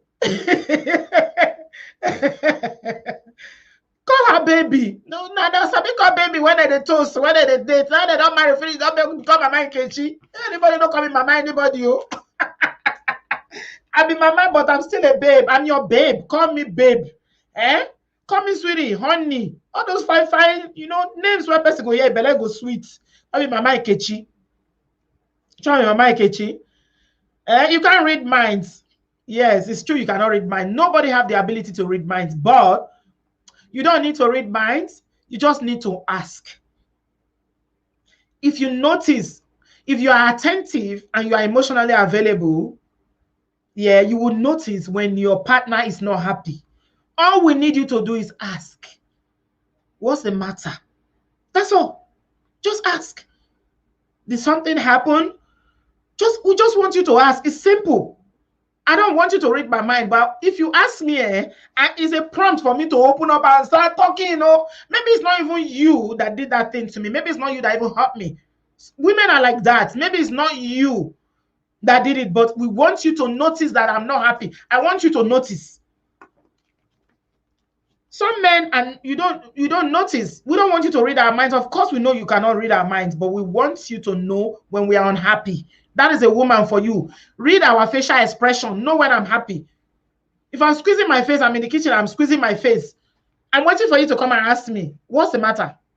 But if you don't ask me, whether you do me the thing, you don't do me the thing, I go add you join up. I go add you join our jabby. Yeah, so please be emotionally available, guys. Otherwise, for women, this is really important. Being able to say sorry and accepting apologies as well. Very, very important. Otherwise, marriage, it will crash. It will seriously crash. Yeah. We are moving very fast. I think we're on the 8th one now. The next one is lack of respect. I think this is the 8th one. Lack of respect. Yeah, I think I already covered this one. Yeah, I already covered not saying sorry for the pain and hurt you cause your partner. Yeah. Let me do this one first. We've already talked about it. I talked about it a lot. When you do something wrong, say sorry. Some people have never ever acknowledged the hurt that they caused you. Don't expect people to move on when they have not dealt with the thing that caused them that pain. That's why people store it up. Some people, even when they forgive you, said they will still store it up. That one is not good. But still, not even acknowledging that you contributed to it. You just expect her to get on with it. And that's why women, if I tell you, I told my husband the other day what he did to me 16 years ago. He was shocked. I told him what he did to me. He could not believe it. I said, 16 years ago, this is what you did. And I will tell you guys what it is. I was having a baby. And I was in the labor room. In pain. They didn't give me the epidural on time. I was having Toby. And my husband was on the phone. He was talking to somebody. And I was in pain. I was so pissed off. At a point, the nurse was like, if you cannot comfort your wife, get out of the room. That's it. Pained me. It pained me to my bone marrow. We didn't discuss it 16 years ago, but I've not forgotten. Do you know why? Because he didn't even recognize that what he did was wrong and he never apologized for it. So the other day we're talking and I brought it up. I said, this is what you did 16 years ago. He was shocked. Hey, I didn't even know. I didn't think about it. How can your wife be having a baby? You're on the phone. Is this not our baby? Is it not you that put the baby inside me? So my people, these are some of the issues. You need to acknowledge the pain that you cause people. Talk about it. Apologize. Don't expect me to just move on. No, I will not. I may move on, but I will not forget. So that's an example. You need to apologize. Acknowledge your mistake. And this is for both people. It's not only men, women too. We do some women do some very, very shitty things and they never acknowledge it. They never apologize. So yeah. Moving on quickly. The next one is lack of respect. Lack of respect. You don't respect the person that you are with. And please don't tell me it's only men that need respect. Oh, it's good though. We're taught to respect our husband though. But respect is reciprocal. When there's no respect in relationship, it will soon pafuka. It goes soon pafuka. No joke, guys. Lack of respect, taking each other for granted, being flippant, very, very flippant.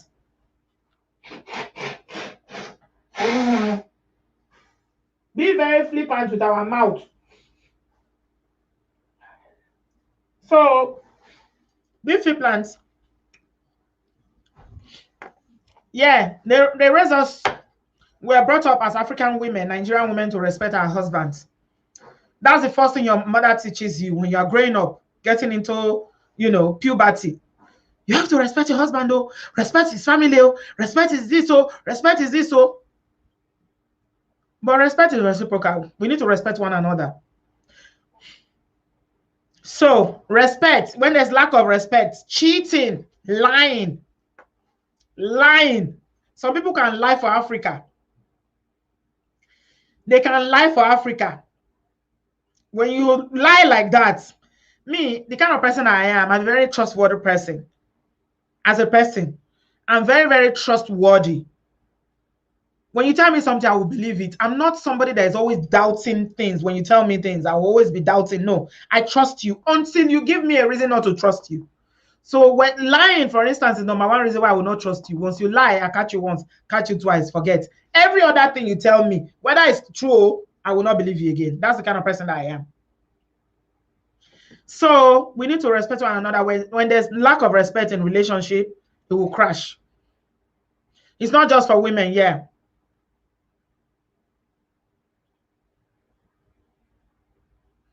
Somebody say you shouldn't tell your husband everything.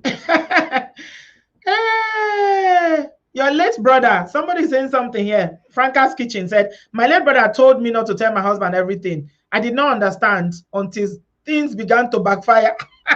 Well, I think you have to evaluate your relationship to know. Some women tell their husbands everything, but it depends on the kind of man that you're married to. That's another thing. Yeah. Yeah. So we need to respect is very important. Some men, the way they talk to their women, you think they're talking to their house girl.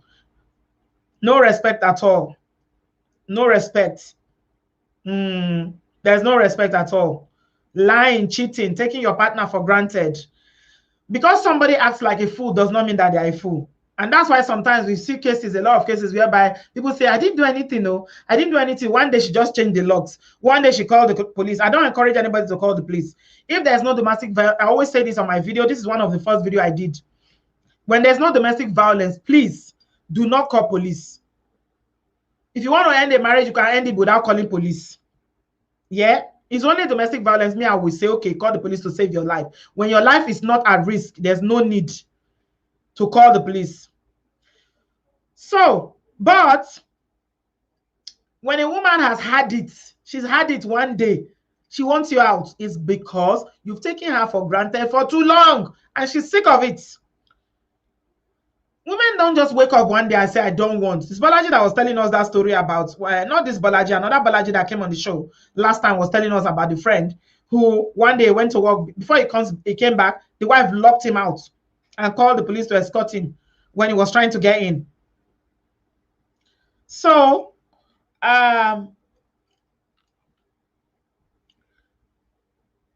it's because there's no fire without smoke, my people. No fire without smoke. Somebody, son of Naija is saying, call the police and you become a single mother. Call the police and you become a single mother. That's what son of Naija is saying. Well, I don't encourage people to call the police except they are suffering from physical abuse. Yeah, every other thing I believe you can, if you want to end a marriage, you don't need to go to the police to end it.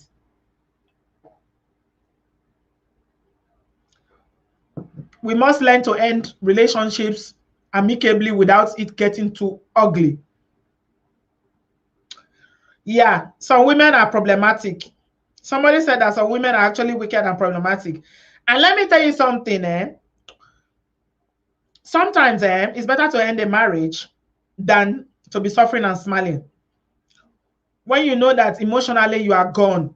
If you watch my last video, the person that is saying, oh, sweet Ify, sweet mother Ify, thank you so much for the super chat. I appreciate that. You will see that being married for 28 years and 23 years doesn't mean that you are happy. Yeah, so in such relationships, it's better to end it. Divorce is not always a bad thing. And I'm planning to do a video where I'm going to talk about why people should get divorced. Yeah, we're not encouraging people to get divorced. But when it got so bad, one young lady called in and told us the psychological trauma she suffered growing up in a home where her father and her mother, the relationship is so bad.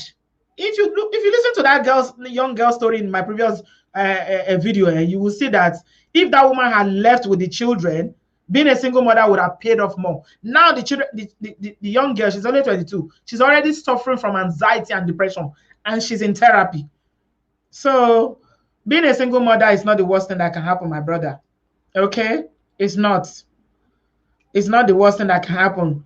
James will say some women are very wicked. My uncle is in the grave due to the wicked auntie. Your wicked auntie. Yeah, some women are wicked though. I'm not gonna lie, oh. Some women are, hey, some women are wicked. Did you see that woman? There's a woman in Nigeria the other day that did ordinary Ahmed. Some of you that are Nigerians know the story. He poured kerosene for the Peking head, set fire for the Peking head. Is that one a human being? I beg. If you see what they happen, especially when it comes to dealing with children and, you know, being so seriously abusive, not the women they do them. Physical abuse. Now women they do them now. In case when a woman goes silent on you and becomes disinterested, she no longer cares. This is the beginning of the end. Her cup is full and there is no going back. Yeah. Lying to your husband is emotional abuse. Lying to your spouse is emotional abuse. Yeah, I agree with that.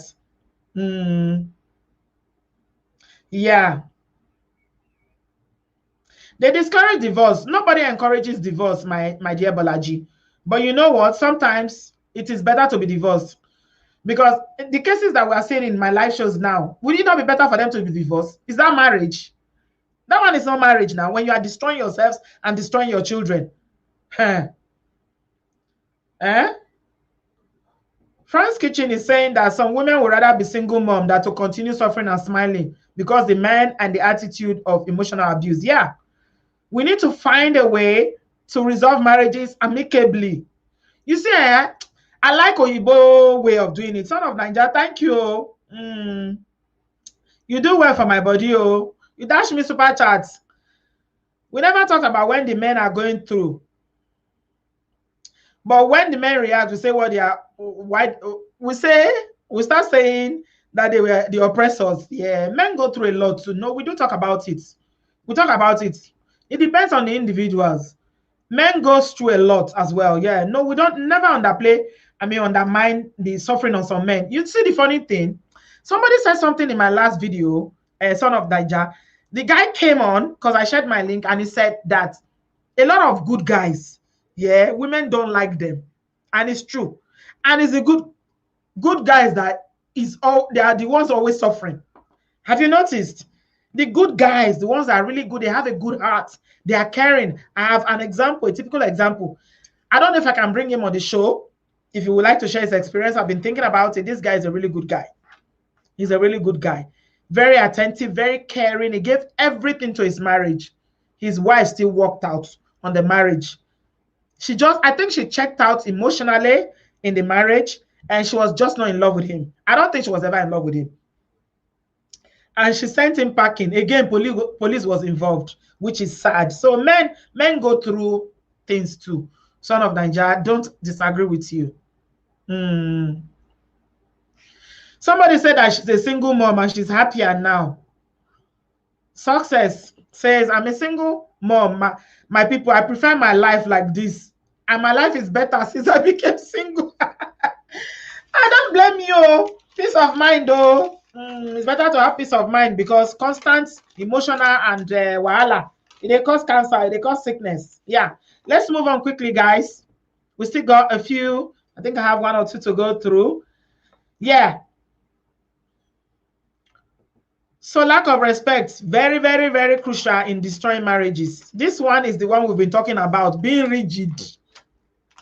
Being rigid, refusal to adapt to changes when necessary. I'm like that though. This is how I am. This is how I am.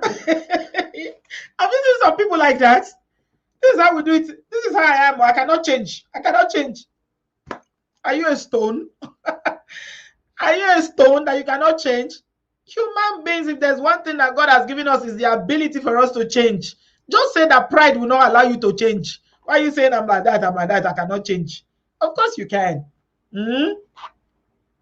Yeah. And you say the funny thing, Amaya's corner, I hear you. You say some men don't appreciate good women. Yeah. The funny thing is that the good women always end up with the playboys and the bad boys. Yeah. Good women always end up with players. I don't know why good women are so attracted to players. Yoruba demon. It's the Yoruba demon that they always end up with. The good guys, oh, Adele, you say no, it's not all dark and handsome. He doesn't have six-pack. You go and marry six-pack. He'll be using the six-pack to be boxing you every day.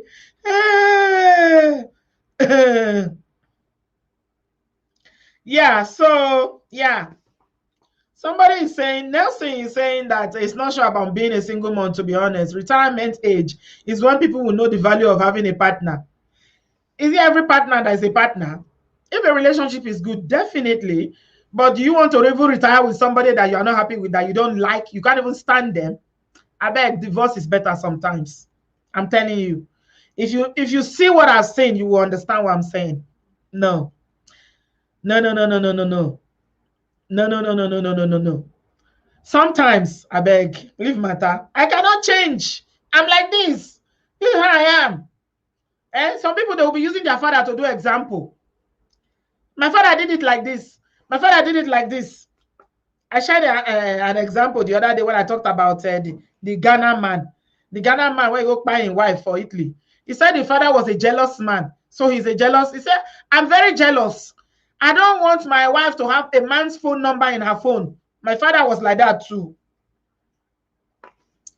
So all those rigidity, they work. Oh, we need to learn to be more adaptable and change when necessary. Oh. Your father no bath picking one day. You live in Obodoyibo, now you and your wife, both of you are pulling in 10-hour shift, 8-hour shift every day. You can't come house, you cross leg, they watch television.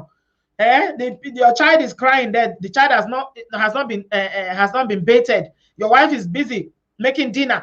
You can't take the child and go and bait the child, so that your wife will make dinner, then you all can eat. You leave everything to your wife, all the house chores, everything, you leave it to your wife. You say, my father never hoovered, my father never slept.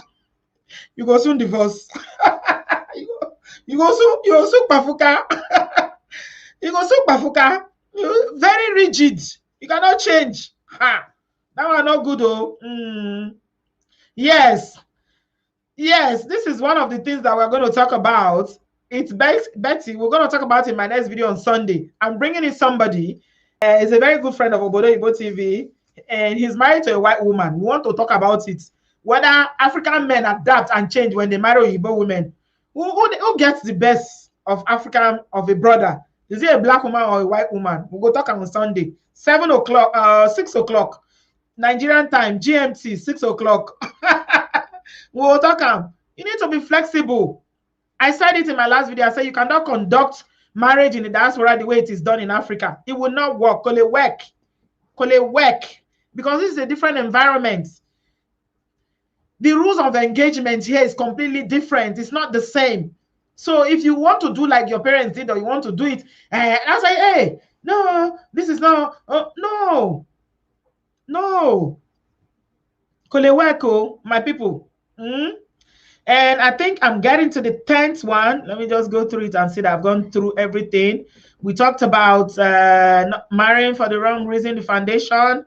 We talked about not marrying your friend or your gist partner. And we talked about finances, not discussing financial responsibility of both parties, lack of intimacy. And we talked about not acknowledging the pain that you cause people, not saying sorry to your partner when you hurt them. Talked about lack of respect and, being rigid, refusal to adapt. And we talked about, not being emotionally available. These are the things that cause, marriages to break up, relationships to break up. And we talked about not having satisfying and regular sex. We talked about that quite a bit. And lastly, but this is not the least, last but not the least, is not having God as the center of your union. Disobedience. Practical religion. Being a Christian does not make you a good person in marriage. It doesn't make you a good husband or a good wife. It's actually practical Christianity. Are you doing what the Bible says you should do? Let me tell you something. I was reading something yesterday in the Bible, and I was reading the account of how Jesus was born in the book of Matthew. And I read that bit of it in Matthew, where Matthew chapter 1, or is it chapter 2? Chapter 2, when Mary was found with a child. This is so deep, guys. It's really, really deep. And it's about obedience. Mary was found with a child, and she was just recently married to Joseph. And the man still said the wife don't get belly, and they've not slept together. Then he started to contemplate it in his mind. He said, I'm going to put her away. Then he was, Holy Spirit, he had a dream, and the angel said, don't put her away. Oh, this baby is the Holy Spirit that is giving her this baby. Leave her, let her have a baby, call him Jesus. And then and the man just woke up and did exactly what the angel told him. I was like, wow, this is obedience. This is obedience. He did it. Nobody knew. He didn't put her outside. He didn't shout, come and see, oh, my wife don't get belly, oh, this, oh, you don't shout, oh, kinika. No. Obedience. He obeyed. Practical Christianity, not what knowing. Is one thing to know something, is another thing to do it. Some people know Bible from Genesis to Revelation, but they make very poor spouses. Very, very poor spouses. And that's why you see, even in the church, there's a lot of divorce. Pastors are on the pulpit preaching. They are divorcing. Why are they divorcing? Why are they divorcing? It's not about what you know. It's about what you do. What you do. Practical. He tells us there, as those of you who are Christians, say that even if you want to pray, you want to fast, you need to consult your wife or husband first. And this brings me to the issue of these women that are always going from one church to the other. All of you that are always going from one church to the other. Some of you, you sleep in the church. You go to church on Wednesday, you go to church on Tuesday, you go to church on Sunday. You will go to retreats. Every month you are going to retreat, you'll be neglecting your husband. I'm sorry for you. I'm too sorry for you. You know, say women like church. A lot of women try to compensate. Maybe if they are not happy or the marriage is not satisfying, they will neglect their husband and be using church to cover. Some of these ladies, they worship their pastor and neglect their husbands. Is that what God says? Is that what the Bible says? Is that what it says? Gents, will you say you hate divorce? Well, if you hate divorce, then you need to put in the work. You have to put in the work. Yeah. It's for complicated. Yeah. Your pastor says that marriage is complicated only for matured minds. Yeah. You need to put in the work. All these things that we're talking about today, why marriages break. If you don't want your marriage to break, do the opposite. Don't do all these things that we're talking about. So all these ladies are always going from one place to the other. Because you are a Christian, you're born again, you're always going to convention. Any program is you that will be the first there. And you have a husband. What did God say? Is that the instruction that God gave you? Is that what God told you, that you should neglect your husband and your children and be going from one convention, one retreat to the other? Your husband is sleeping with another person, if you don't know. They sleep around. He has a girlfriend. Daddy Gio and Mommy Gio up and down. Yeah. Rahim. That's so. It has to be practical, because even the same Bible told us that before you can even take time out to go and fast and pray, seek your partner, your wife or husband's consent. Ask the person, can I do this? Is it okay with you if I take these 7 days off? Don't just go and do it. And for men, the one that fears me the most, there's something in the Bible that really scares me. And if a lot of men who are Christians know that, I think they will do better. They will do better.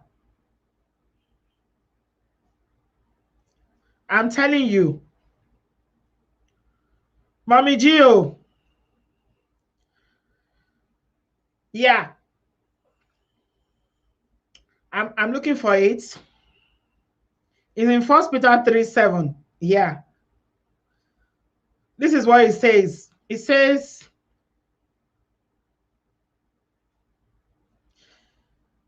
the NIV says, husbands, in the same way, be considerate as you live with your wives, and treat them with respect as the weaker partner and heirs with you of the gracious gift of life, so that nothing will hinder your prayers. That part scares me. Cynthia, thank you so much for the super chat. This is your first live. Oh, God bless you, sis. I appreciate you. Did you hear that? So that nothing will hinder your prayer. If your prayers are being hindered, brothers, go and check how you are dealing with your wives. There is nothing that is as powerful as having a woman who is praying for you.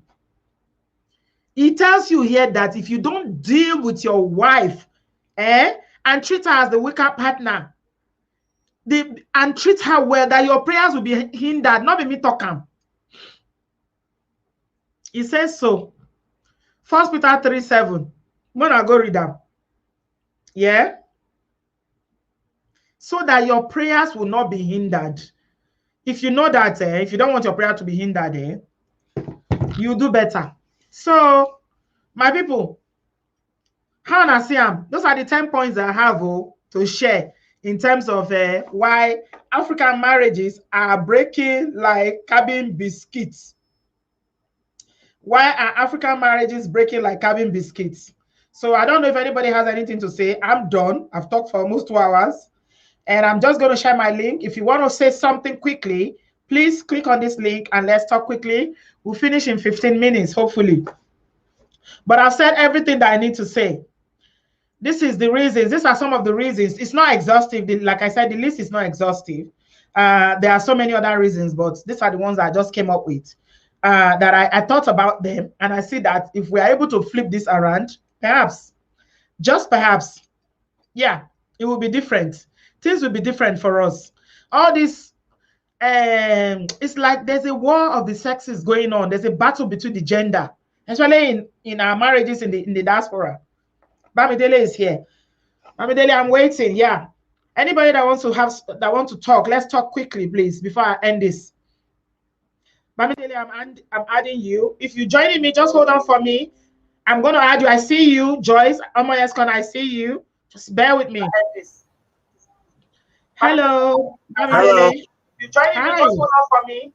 I'm going to add you. I see you, Joyce. Omoyeskon, I see you. Turn your device down, please, so we can hear you. Hello. Okay. Well, I'll do that. Just hold on for me. I'm going to add you. I see you, Joyce. Omoyeskon, I see you. Turn your device down, please, so we can hear you. Hello. Okay. Well, I'll do that. I'm going to add you. I see you, Joyce. Omoyeskon, I see you. Turn your device down, please, so we can hear you. Okay, there's some problem there with your audio. Bamidele, I want you to sort it out. Let me ask Joyce why you are sorting it out. Joyce. Okay, because it's echoing. And the reason why it usually echoes is when while you are watching the show from, if it's on loud, you need to mute it if you're on. Otherwise, it will just the sound keep bouncing. Chidinma, thank you so much, my love. God bless you for that super chat. I'm so grateful. Joyce, are you here? Hello, Auntie. Good evening. Hello, my dear. How are you? I'm great, thank you. And you? You're looking great. Thank you. I'm all right. Yeah, I loved all your lecture today. It was very good and very educating. Yeah, Thank you. You mentioned everything that's spot on. And what I was gonna say as well, that you mentioned about emotional intelligence. I've always said that, and I think that's a big aspect that is missing in a lot of African homes. A lot of the men don't. Sorry, my son. Okay. A lot of the men don't know, or they don't know how to do. I think they weren't taught about emotional intelligence. So that is very important. They don't know when to speak. They don't know when when someone is down. They don't know when to approach someone. They just don't know, and that can lead to the other person feeling unloved. Really, that is a very great point there. And another one I was gonna say is that about like a lot of Nigerian couples breaking abroad, even African couples. I would say some partners are very narcissistic, emotionally abusive to the partner, which is so wrong. I don't know where they learned that from. I've noticed that a high percentage of African men who have that narcissistic behavior. Right. And me trying to understand where they learned that from is very difficult. Don't get me wrong, women do have it as well, but Yeah. I've noticed a lot of our men have it, and it's really affecting the home. Yeah. Because it's hard to spot this, because outside they'll be looking good, they'll be dressing together, but the lady's going through a lot. She's hiding, acting like you said, suffering, smiling, suffering and hiding. smiling. Yes, hiding, but they'll be going out dressing together. But she's in her mind, she's praying, oh God, do something for me, because she just feel unloved. I think a lot of our women feel unloved, which lead them into having mental problems. I remember there was a saying this lady said to me when I was a bit younger. She said, let me give you advice. Do not let any man land you in mental home. You know, a lot of women, a lot of African women are in mental home now abroad due to marital problems. So I think that's very important. So I think, like last time you talked about counseling will really, really help before even getting to marriage. And I like the other thing about being a friend. Being good friends with a person is very important as well. Okay. Thank you very much. That's all I have to say. Thank you very much. I appreciate your contribution, Joyce. Have a good evening, love. And you too. Bye. All right, bye-bye. Bye. So I'm going to ask Bamidele. Bamidele, I'm adding you now. Please, can you make sure that your device where you're watching me from is low so we can hear you? I see you, Franca's Kitchen. Nelson, I'm seeing you. Just hold on for me. I'll get to you in a minute. Hello, Nelson.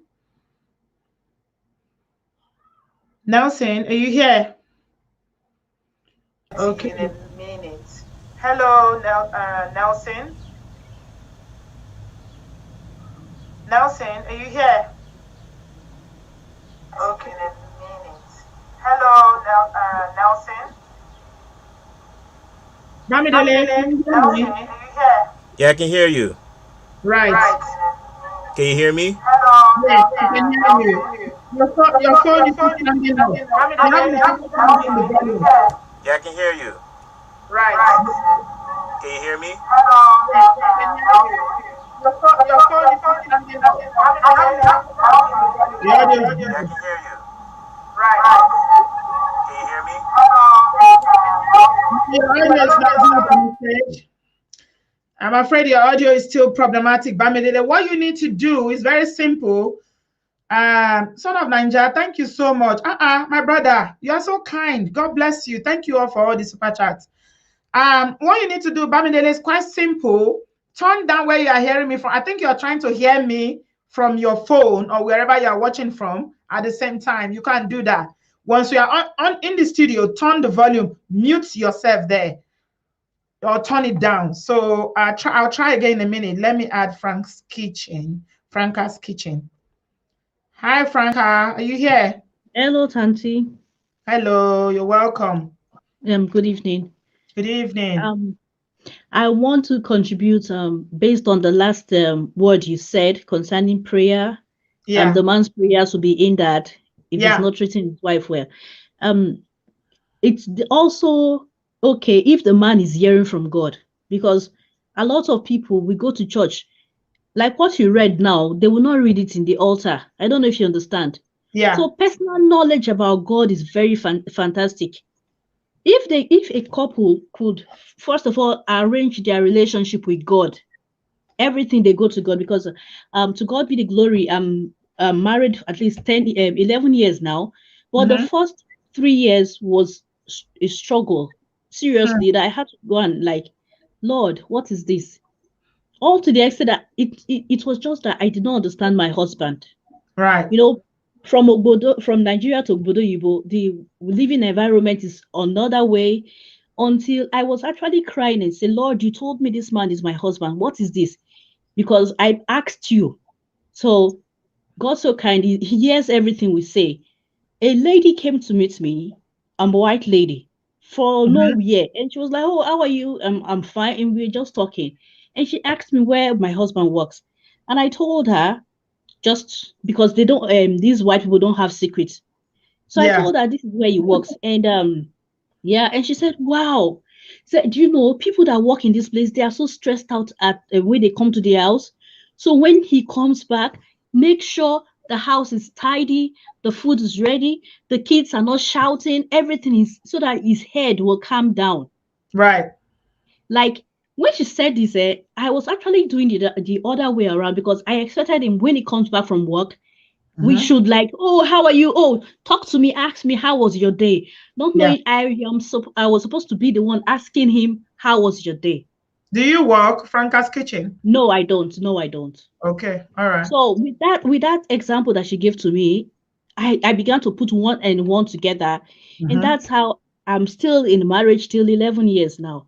So to me, it's better we women we should first of all look at that man as a human being. Let's most of the time we expect to get. That man that we got married to saw other women before he picked us. Yeah. So whatever happens along the line, we should learn to ask God. Yeah. So we should ask God what happened around the corner. I don't know if you understand. Yeah. What happened? Yeah. Thank you, Franca's kitchen. Thank you very much, Auntie. Yeah. Have a good evening. I wish you the very best in your marriage going forward. Yeah. Thank you, Ma. All right. Bye. I want men to talk because we have a lot of ladies all the time. So somebody said we should hear from more men, and I agree absolutely. I've got Nelson. Hello, Nelson. Can you hear me? Yes, I can. Can you hear me? Yeah, I can hear you. Good evening. Hello? Yeah, I can hear you. Good evening, Nelson. I'm fine, thank you. Just hold on for a minute. Okay. Sorry, I'm just calling just give my own side. Because I feel like a lot of the times men don't get defended enough, in my opinion, because you know, growing up, the onus has been on men to look after women a lot of the times, you know. Even my wife said to me the other day, she was like, did you find our counseling session to be just focused on women, like happy wife, happy home?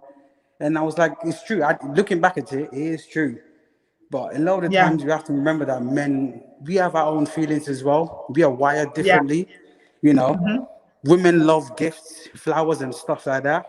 Men, in all honesty, I'm gonna try not to be a little bit profane, but like this guy that I listened to, he pretty much said, you know, just keep a man's bowls empty and give him food and he's happy. And that's pretty much it. But a lot of the time, you try to turn men into something that they're not. You know, I remember buying flowers for my wife one time, and she put the flowers in a vase, but 2 days later, the flowers died. I spent nearly £100 on that flower. I said, so I'm not doing it again. What happened? She didn't take care of them, or she doesn't like flowers? No, she didn't take care of them. You know, and I said, I'm not doing it again. Obviously, as a joke, but it's a running joke in our house. But no, in all seriousness, I think women need to remember that men have feelings as well. They are wired differently. You have to look after them as well.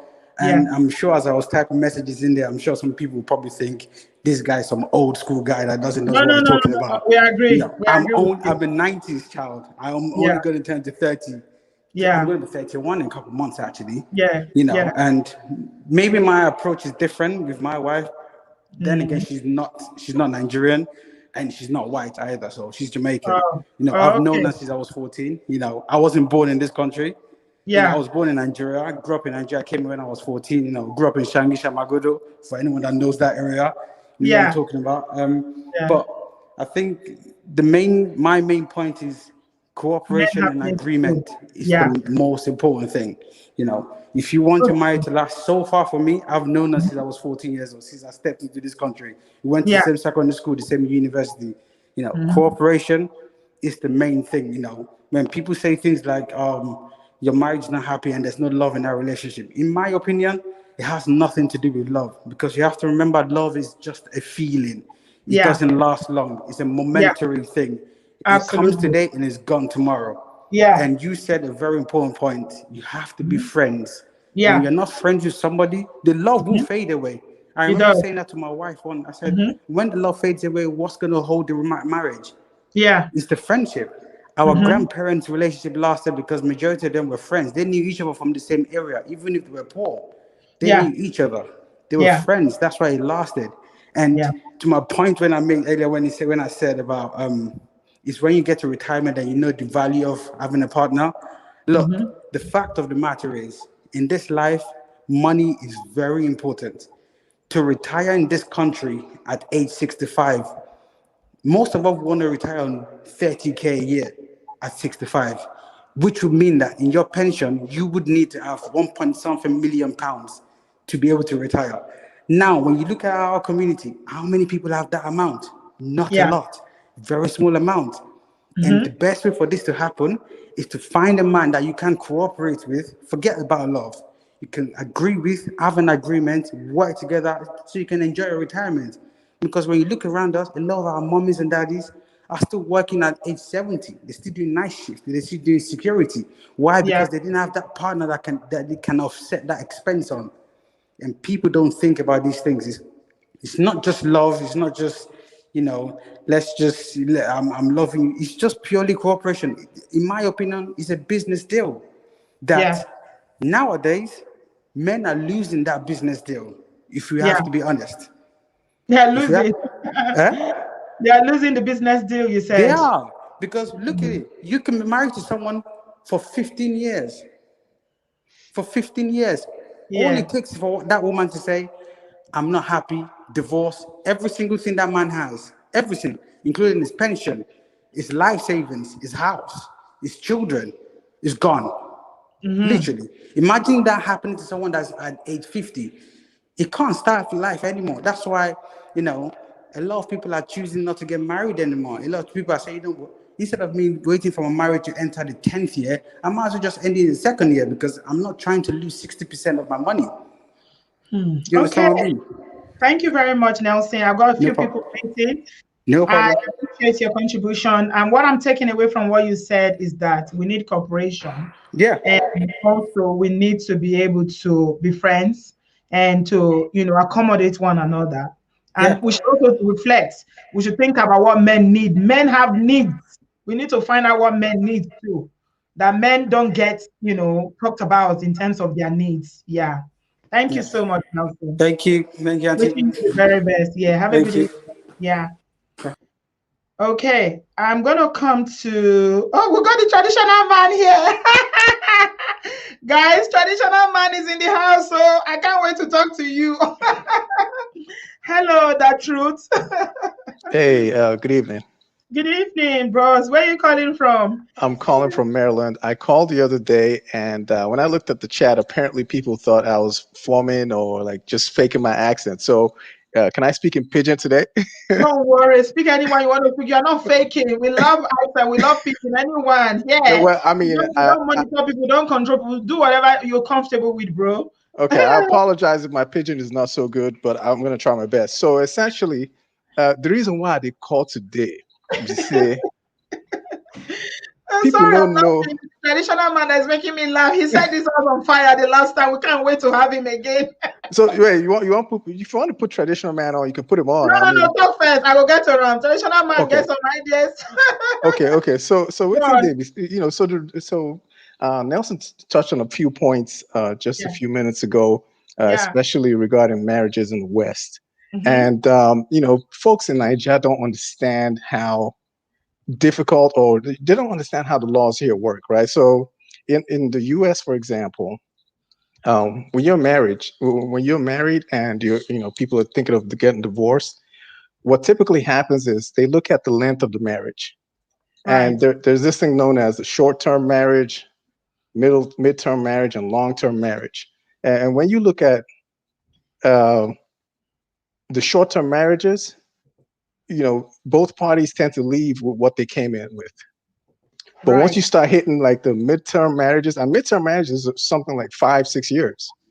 When you get to 5-6 years, the man starts to, not the man typically, but the partner that makes more money typically starts to lose out more. And that's typically the man. Yes, women tend to be, have more degrees these days, but the reality is the degrees that they get most of the time are the lower earning degrees for most women. Obviously, we have female doctors, we have female engineers, but not that many of them right now. So what typically happens is once you start hitting that 5-6 year stride and the woman feels bored and it says, you know what, I'm tired of this marriage. You have to realize that the man who has been working hard all his life can be very, very scared at that point and like, okay, what can happen to me? And there's so many horror stories. I thank you so much for mentioning, if you want to end a marriage, don't call the police.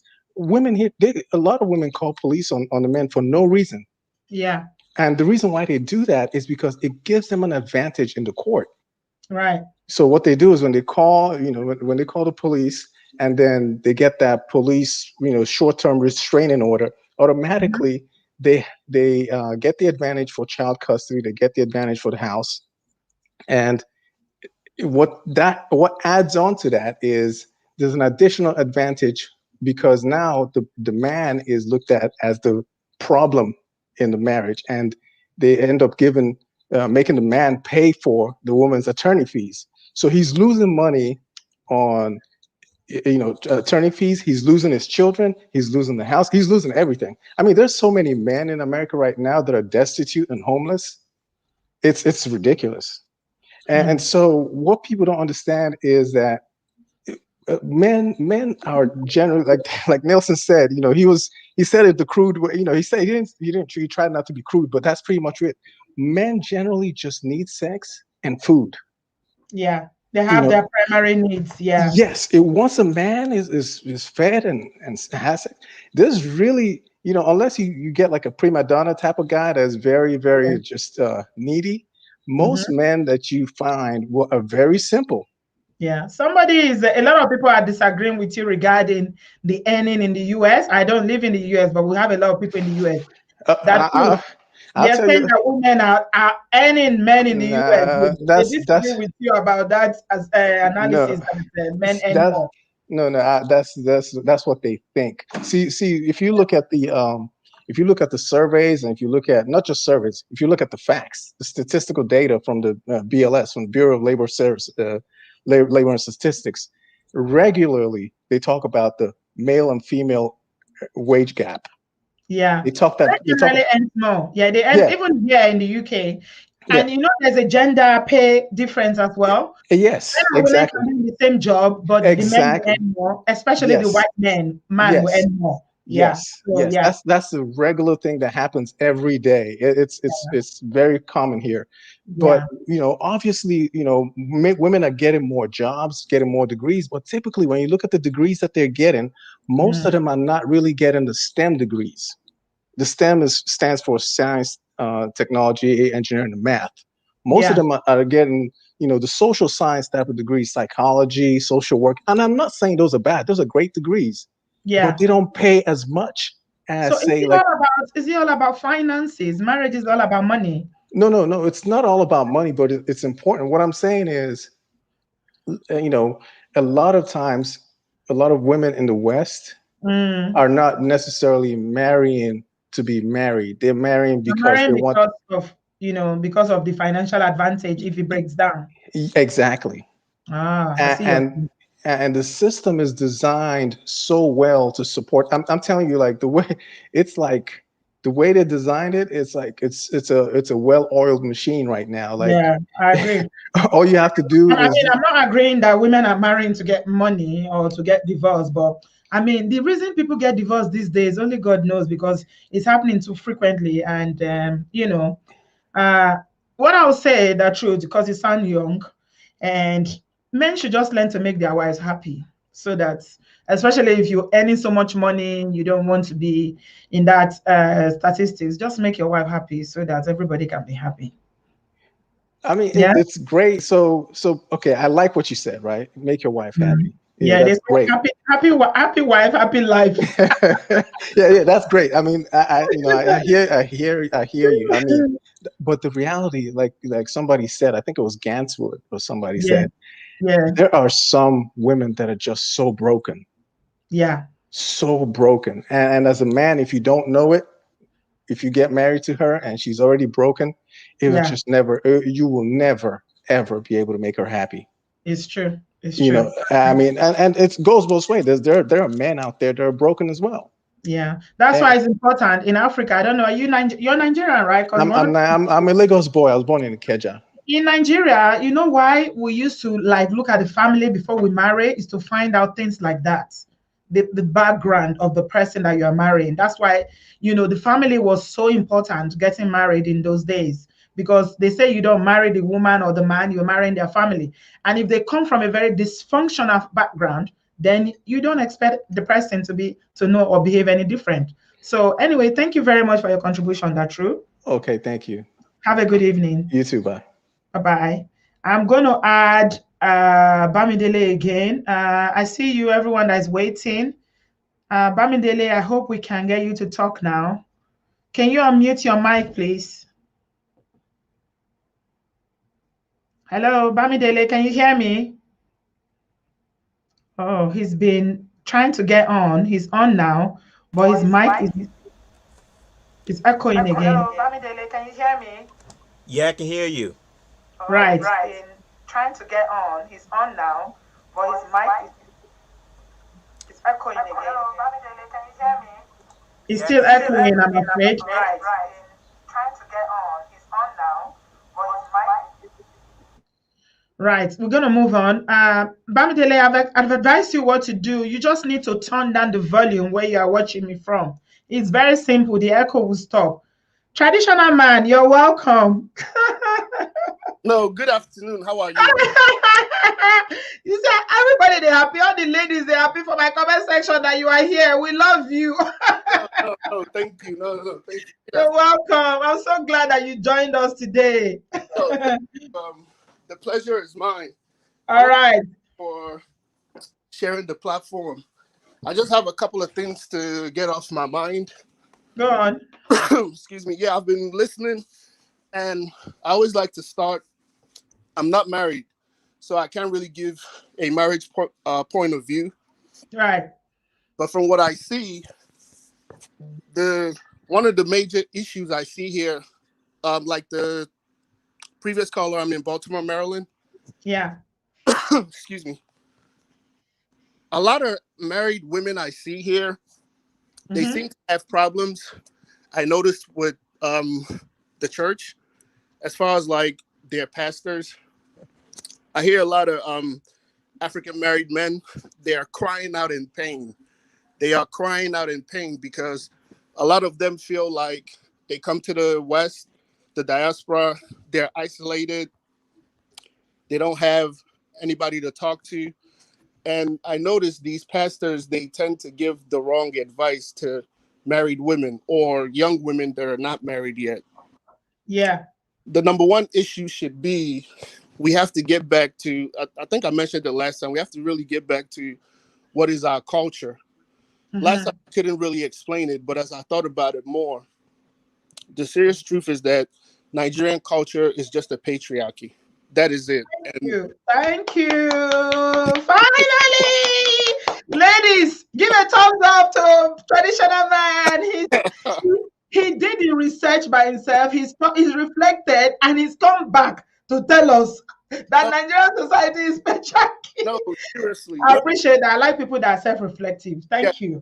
No, seriously. And I noticed over the West, it's not that it's a matriarchy, but it tends to, if you look at it hard enough, you will realize maybe whether or not the suffering that women did here over the West, but they tend to take matriarchy very, very seriously.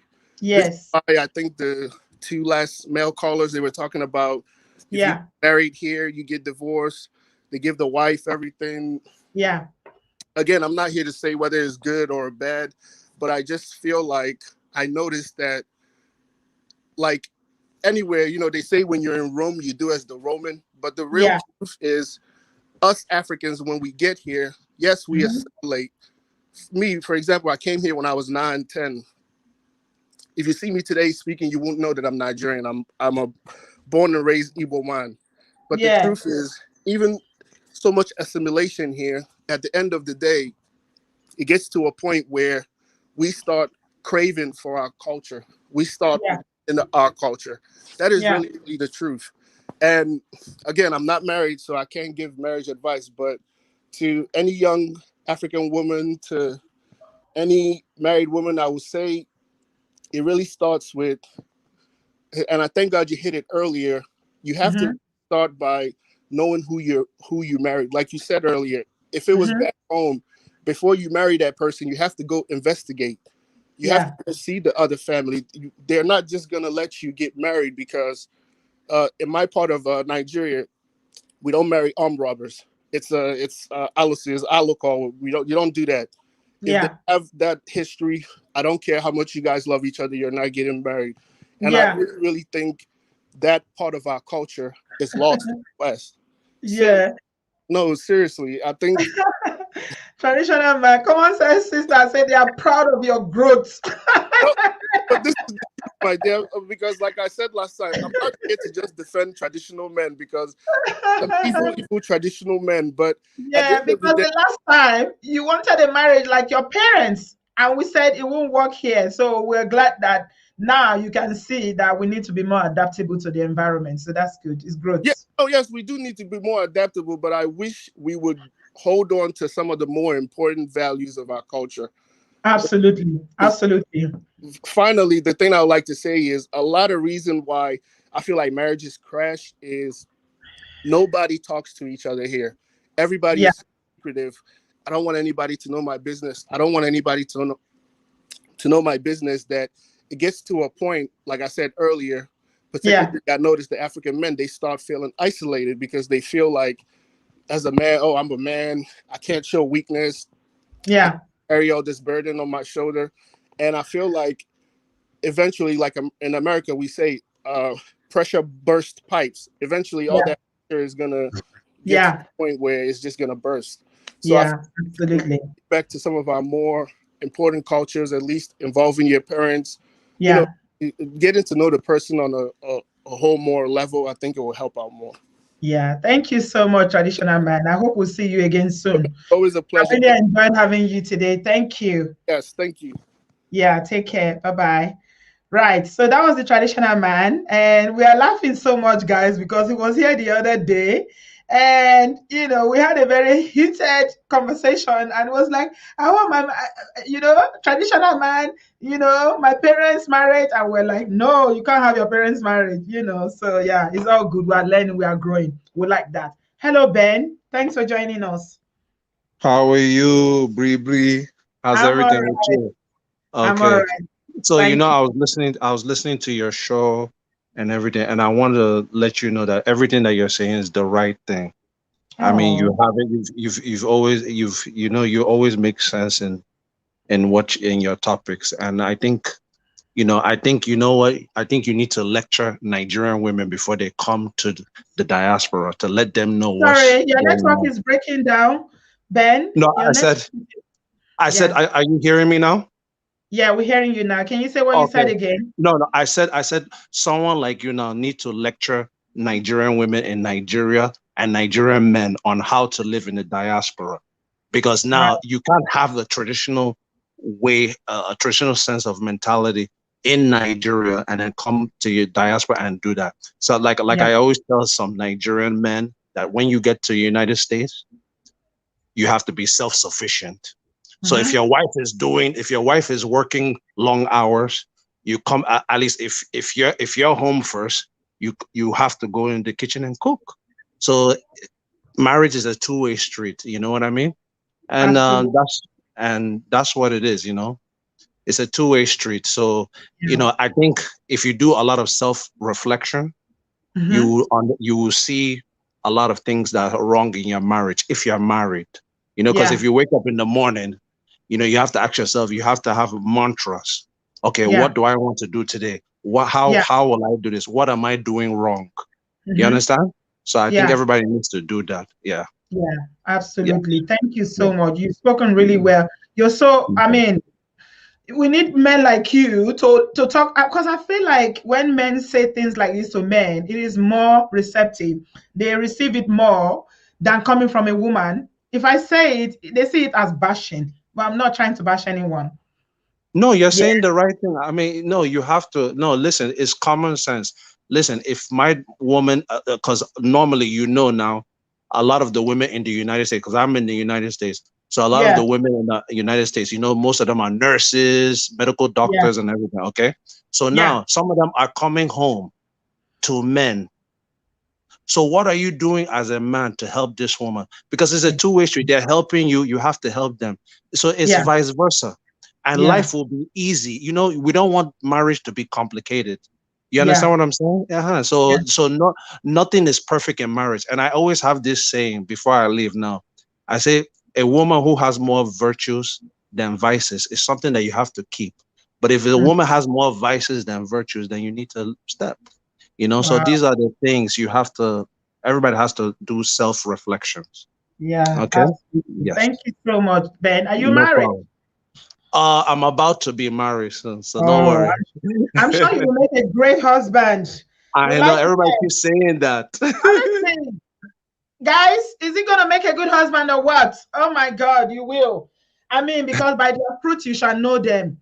Yes. Reflection is very important. Like you said, women who are nurses, they come home. I'll tell you a typical example. I'll just bear with me a minute, then I'll let you go. No problem. I'm all ears. I'm all ears. Yes. She goes to work, done 10-hour shift, and she's back. The husband works fewer hours in the day, and she comes home. This is a typical example, happens very frequently. And there are dirty dishes in the kitchen, in the sink. The house is all messed up, not cleaned, nothing housework related done, and he's watching television.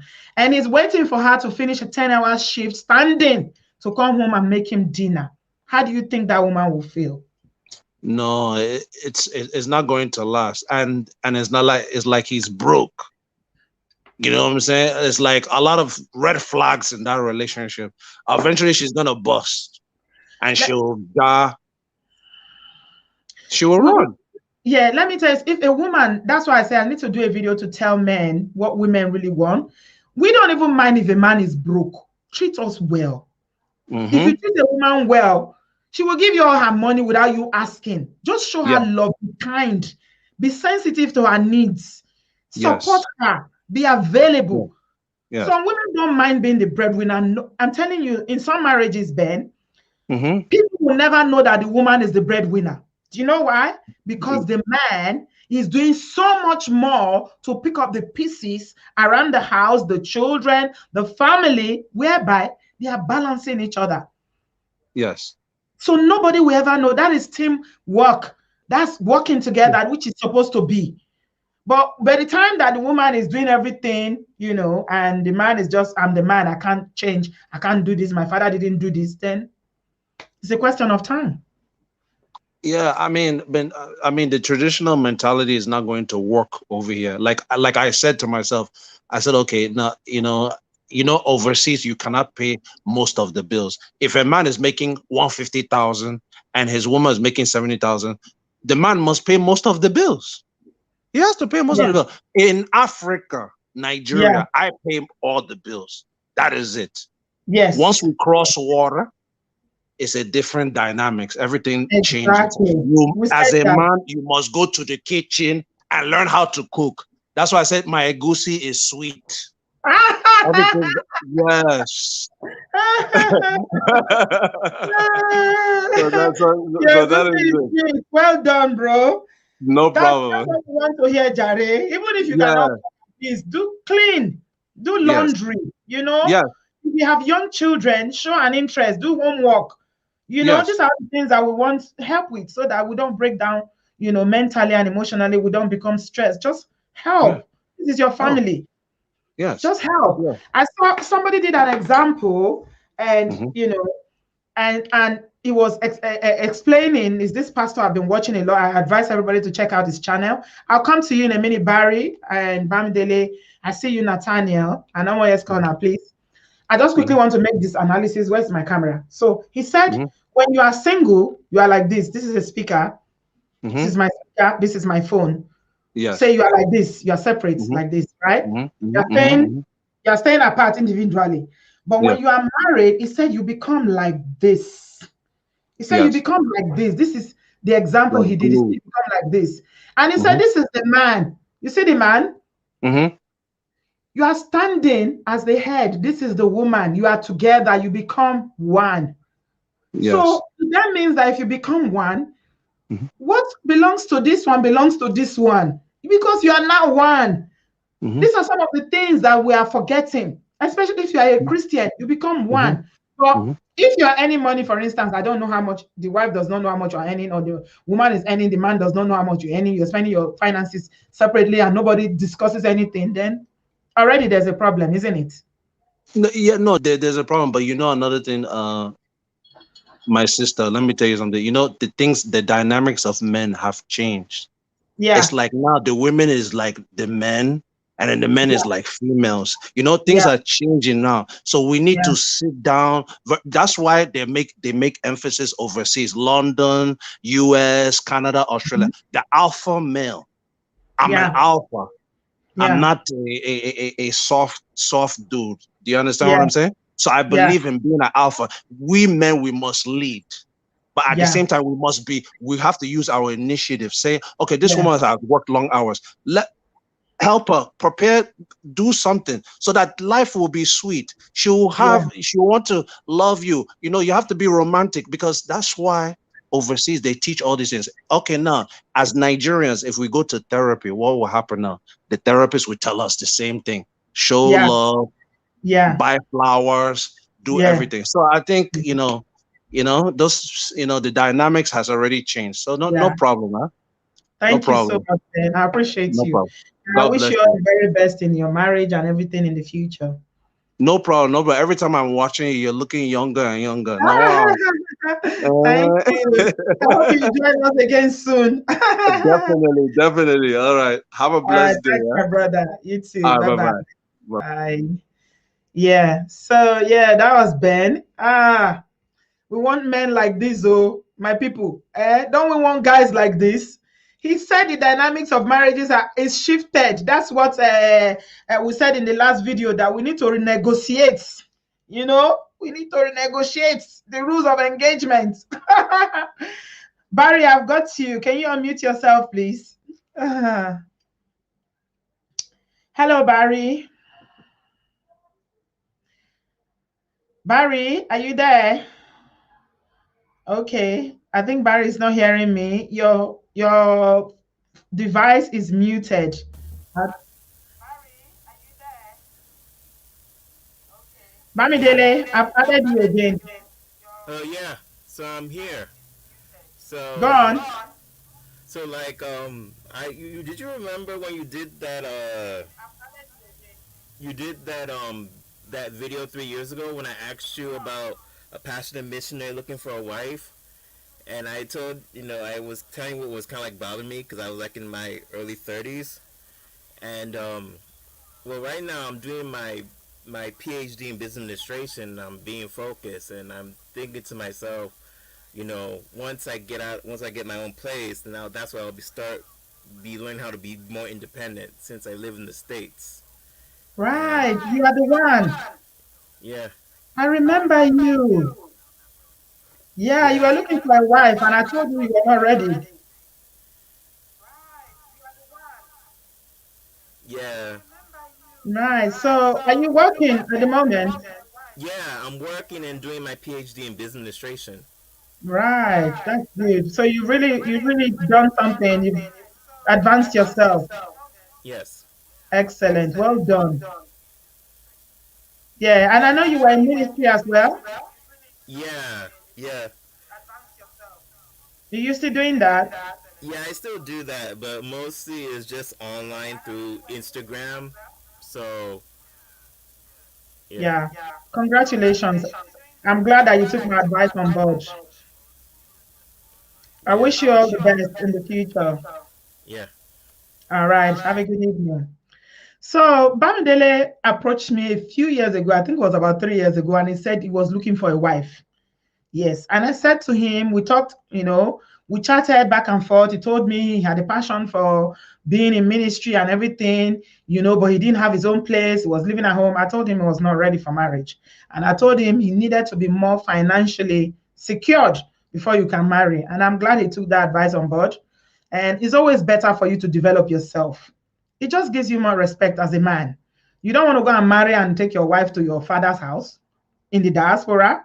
No way. No woman even want that. So I'm glad he took the advice on board. Yeah, so well done to you, Bamidele. I've got Amoye Skana. Hello, Amoye.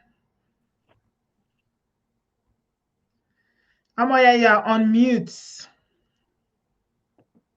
Hello. Hi. Hello. Hello, sweetie. How now? Another great talk today, almost. Thank you. Thanks so much for sharing this. This is amazing. So make I speak pidgin, I beg. Oh, yeah, go on now. We like pidgin. So, you know what, me never marry. I see they look, I see they search. I be sapiosexual, whoever is listening. Sapiosexual here. Oh my God, this sapiosexual she's shooting her shots. I'm telling you. Are you on your face now? They don't see your face. How you will tell they shoot your shot when your face? So many people comment section don't let me rest since. One guy saying they find wife, two people don't say that they find wife. You know, put your face. You go put your face now. Hey, now you they talk. You say be sapiosexual. Lines. Oh yeah, make we see you. Put your face. That's better. That's better. You got a pretty face. Well, hey, thank the Lord.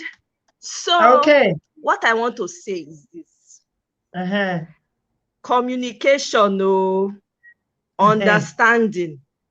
Me, I know, say that one. I guess it does work for a relationship. And again, transformation of the mind. You have to be able to transform your mind. And I personally feel that before you marry, you must know who you are. Know who you are. Understand who you are. If you don't have an understanding of who you are, really, you can't understand. You can't have an idea of the type of person you want to be with. That's just a fact, So that now waiting me feel, I don't know anything. Me, I'm just saying my own. I don't know. Now, I know rich now they talk. So you must understand who you are and what your values are. Know what you want, and understanding and communication with whoever it is you're dealing with, so you can have an idea of where you're going, where you're starting from. Because like a few callers have mentioned before, love is a feeling. It only lasts for a temporary period of time. But if you have an understanding and you have the right communication, I think that it will be better. Now, going to Nigerian men, the way Nigerian people are raised. The men are raised in such a way that they're told that you're the man, you're the traditional man. I've had a man tell me before, my mom, she never had any ambition. So she was the one that did all the cooking. She did all the this. She never bought any property behind my father's back. In fact, she tried it. The guy had a very, very small way of looking at women and the type of person he wanted to be with. So I told him, I said, you're looking for a slave. You're not looking for a wife. And I'm not a slave. With all this education that I've accumulated for myself and all the self-awareness, you think I would just come and just dash it away? I want to be happy too.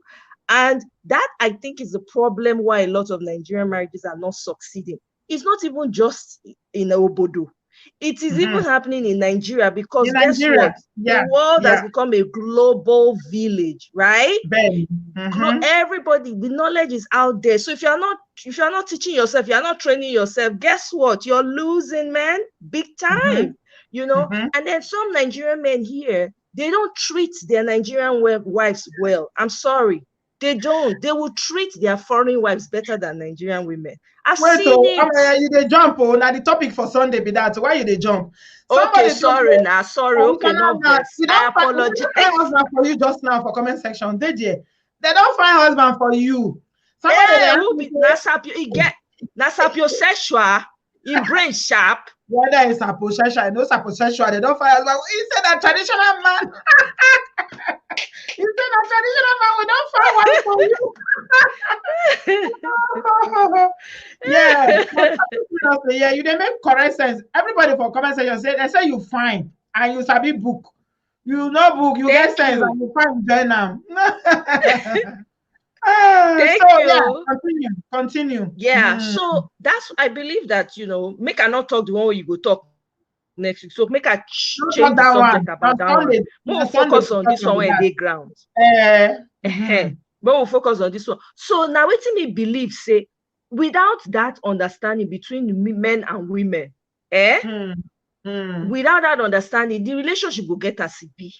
You know, if they ask for corn and I now lay this thing cassava I get for my hand, not be cassava I go give you. Now what I get, I go give you. I not go give you what I no get.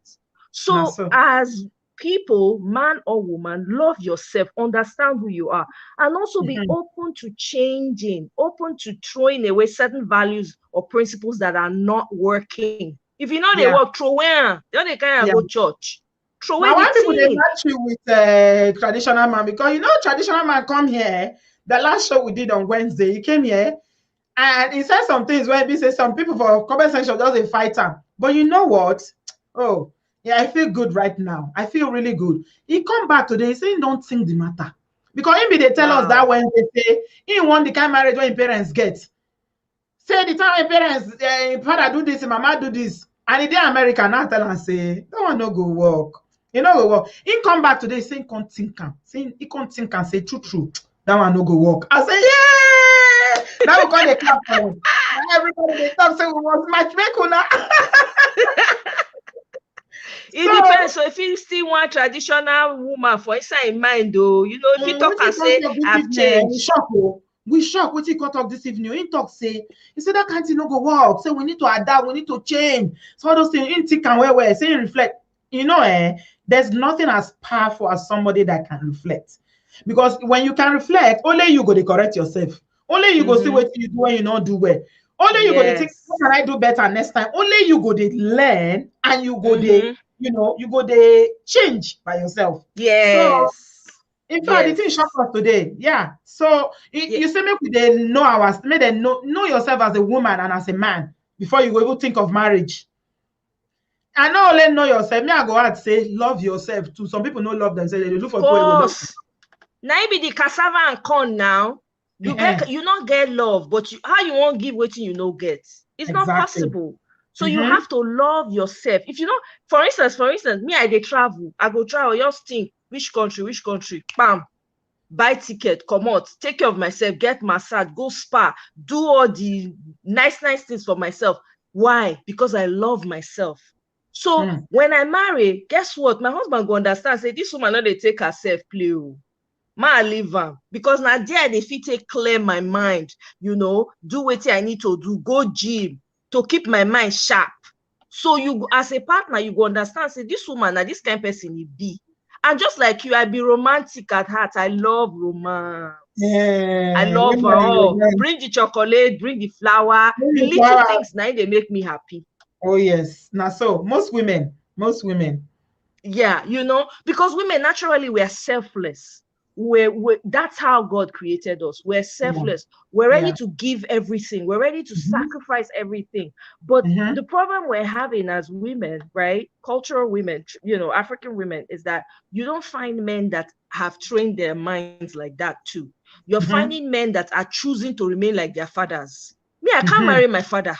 I can't marry someone like my father. I can't. Somebody look like for that last video. He said, I love my parents. They had a great marriage, but I don't want the kind of marriage my parents had. I don't want it. I don't want because my dad was a tradicoco man. Tradicoco. Did not allow my mother work, even though my mom owned the business. At the end of the day, thank God the woman owned the business. So because it was the business that saved us. Bang, bang.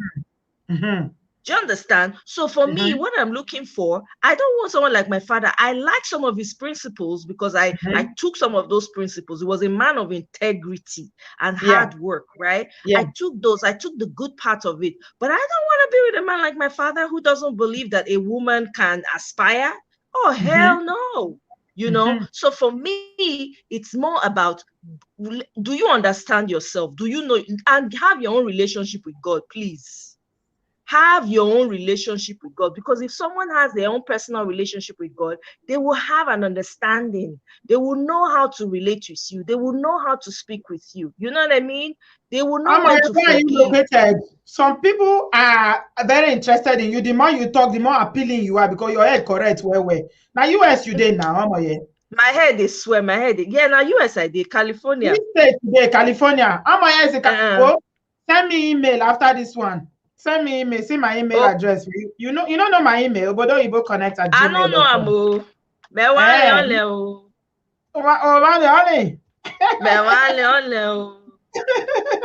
So they talk, they go. Now you get it now. So me believe say now wetin dey cause the problem with that. And if Nigerian men come, you see, to get African woman are gold though. When you get African woman are gold, and I'm not just putting our hand because we are women, no.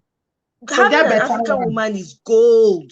Because guess what? I have friends, white friends, that are married to Nigerian women, other African. If you say that they cherish the women, if you don't take them play, do you understand? Don't they take them because when they go, they talk the values when they see for the woman and waiting, they don't even say they know before they can't know and they understand. I mean, it blows my mind. Meanwhile, African man go marry African woman, he go do anyhow. You go yeah. Some of them go date African women for years. They're not gonna marry them. They'll come abandon them, go Nigeria, or go back to their country, go marry wife, come. Then the woman will come deal with them, show them pepper, divide their property into half. Then they'll come, they talk, say women are bad, but you don't forget the sin when you commit. Nelson, I dey see you, Etel and Barry, I dey see you now. Wait, make I tell you. I dey try to bring my family, get one of my family member for this London, where exactly what you talk to Aputora. Beautiful girl. Guess what? If they date one guy, if I talk the tribe, now all of them will cut my head off for comment section. It's not about the tribe. All of them, when they follow me, no, I know they do all those tribalism. No consign me. And people, they behave badly. They get bad people for every tribe. They get good people for every tribe. So I'll not be about it. But the point be say, they date my family member, They did together, she get belle for him. They never marry. She even bring her go introduced to me as a fiancé. Which is say, okay, maybe as a get belle, they won't born first before they marry. She just born pikin, never reach 2 weeks. This guy go Nigeria, go do wedding with another person. Very common. I share her story for here. This one not be said and tell me. Now somebody will be member of my family, my niece.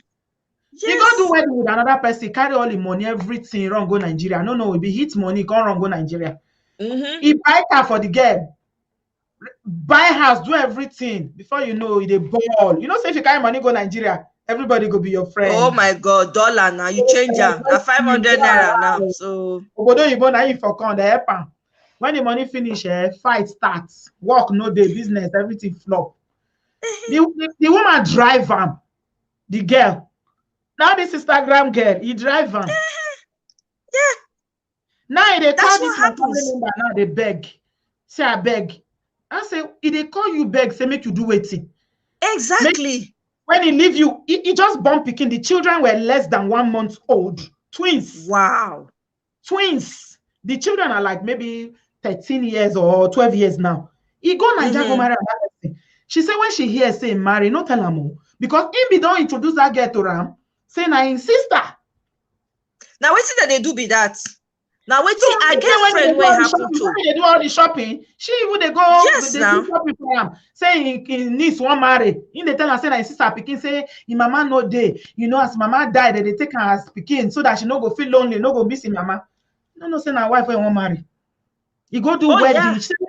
When somebody tell her say no be your guy they marry, so she almost die. He say Auntie B the trauma was fine. I don't know say I go recover. Today now, cut a long story short, the guy they call her for Naija, they beg him for money.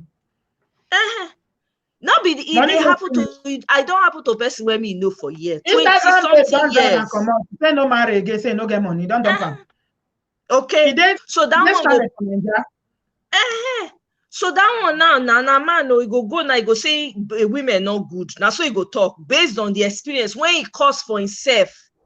Meanwhile, they're not gonna know say he don't date better woman before.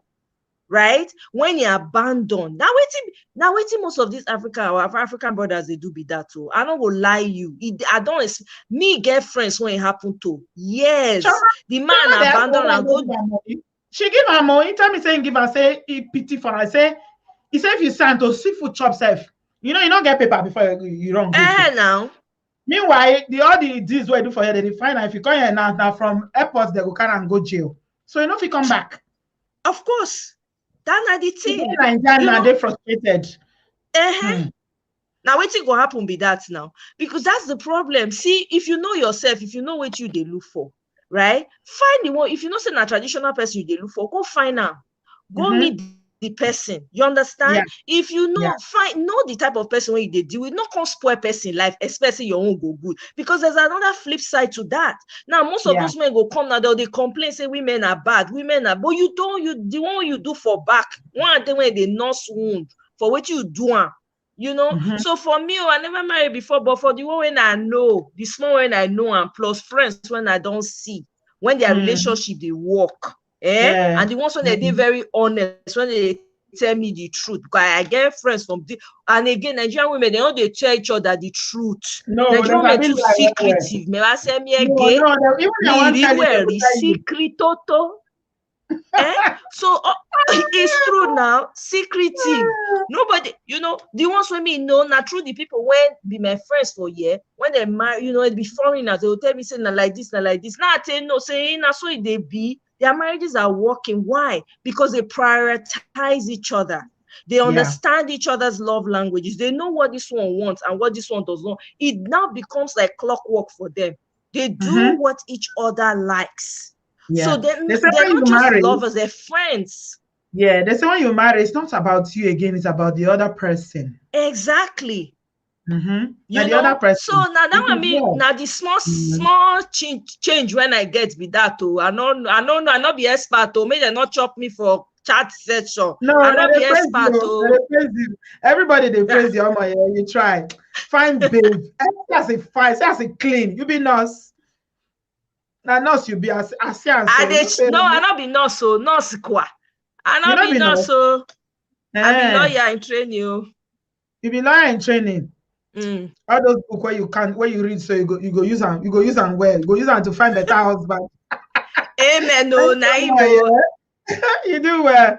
Later, I don't put my email address. Amen. I beg. So come correct too. Not come turn me to slave. I not there. You go cook, I go cook. We go change them.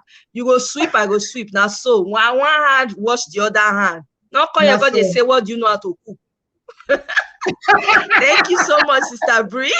You're welcome. You don't make me laugh. So I love you, sweetheart. 100 times over. Oh, thank you, my love. Talk to you all soon. Right, then. Next time, show your face, not hide yourself. On Sunday. Okay, I want to see you on Sunday. I go next time. I go make up. I go ready. Makeup, I go wear suits. I go wear suits. Oh my, very funny young lady, beautiful girl. Thank you, Nestle, for holding on. How are you? No, but can you hear me? Yeah, I can hear you, Nelson. Sorry for the wait. No worries. Sorry. I'm so sorry for calling him back again, but I just felt like I needed to kind of defend the stay-at-home moms because I think I'm somewhat of a traditional man. I think anyway, because my wife stays at home.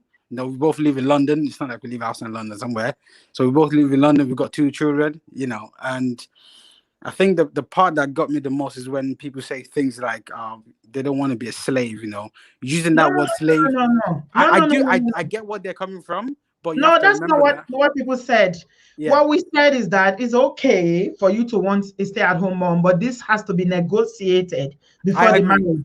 Yeah, I do agree with that. Like you take a professional woman who wants to work and then you make her to stay at home because you want to stay out. It's something that both of you need to agree on before you get into the marriage. That's just it. Yeah. I do agree with that. But I think it's the description that I've got a problem with, because when you say things like a slave, it does have a strong connotation to it. No. It's deeper than that. You have to remember that, because we're in the West. For example, if someone was to, I don't know, another person that's not Nigerian, that doesn't understand the meaning behind why we say slave, they will hear and be like, oh, are these guys referring to themselves as slaves? But no, in my opinion, I think stay-at-home moms are to me, my wife does a fantastic job.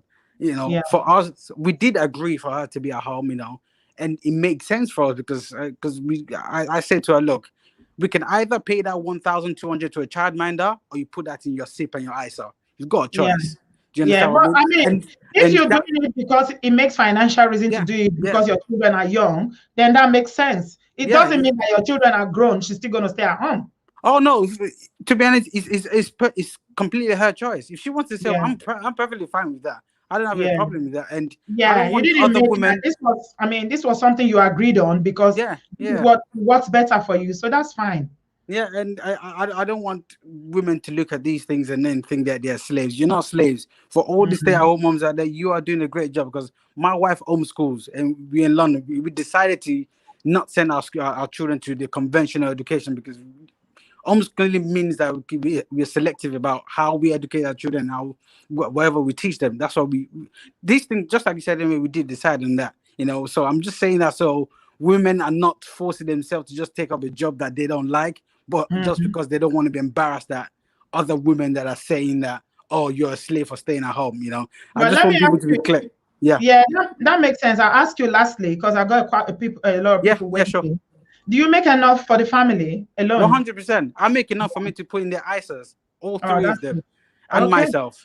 You know, so whatever works for your family. Yeah, exactly. That's for me. I make enough. I'm not in the 100K. You know, just saying that. But because we've got our finances in a place where the extra that we get, we can always split it between the four of us. Why not? You know, because at the end of the day, people have this misconception that when you're in the West, to be able to live a lavish life or a good life, you have to make it 70, 80K. I know people that make 70, 80K and they're in 30K debt. It makes no difference. If you don't have your finances in order, you will still suffer even if you're making a lot of money.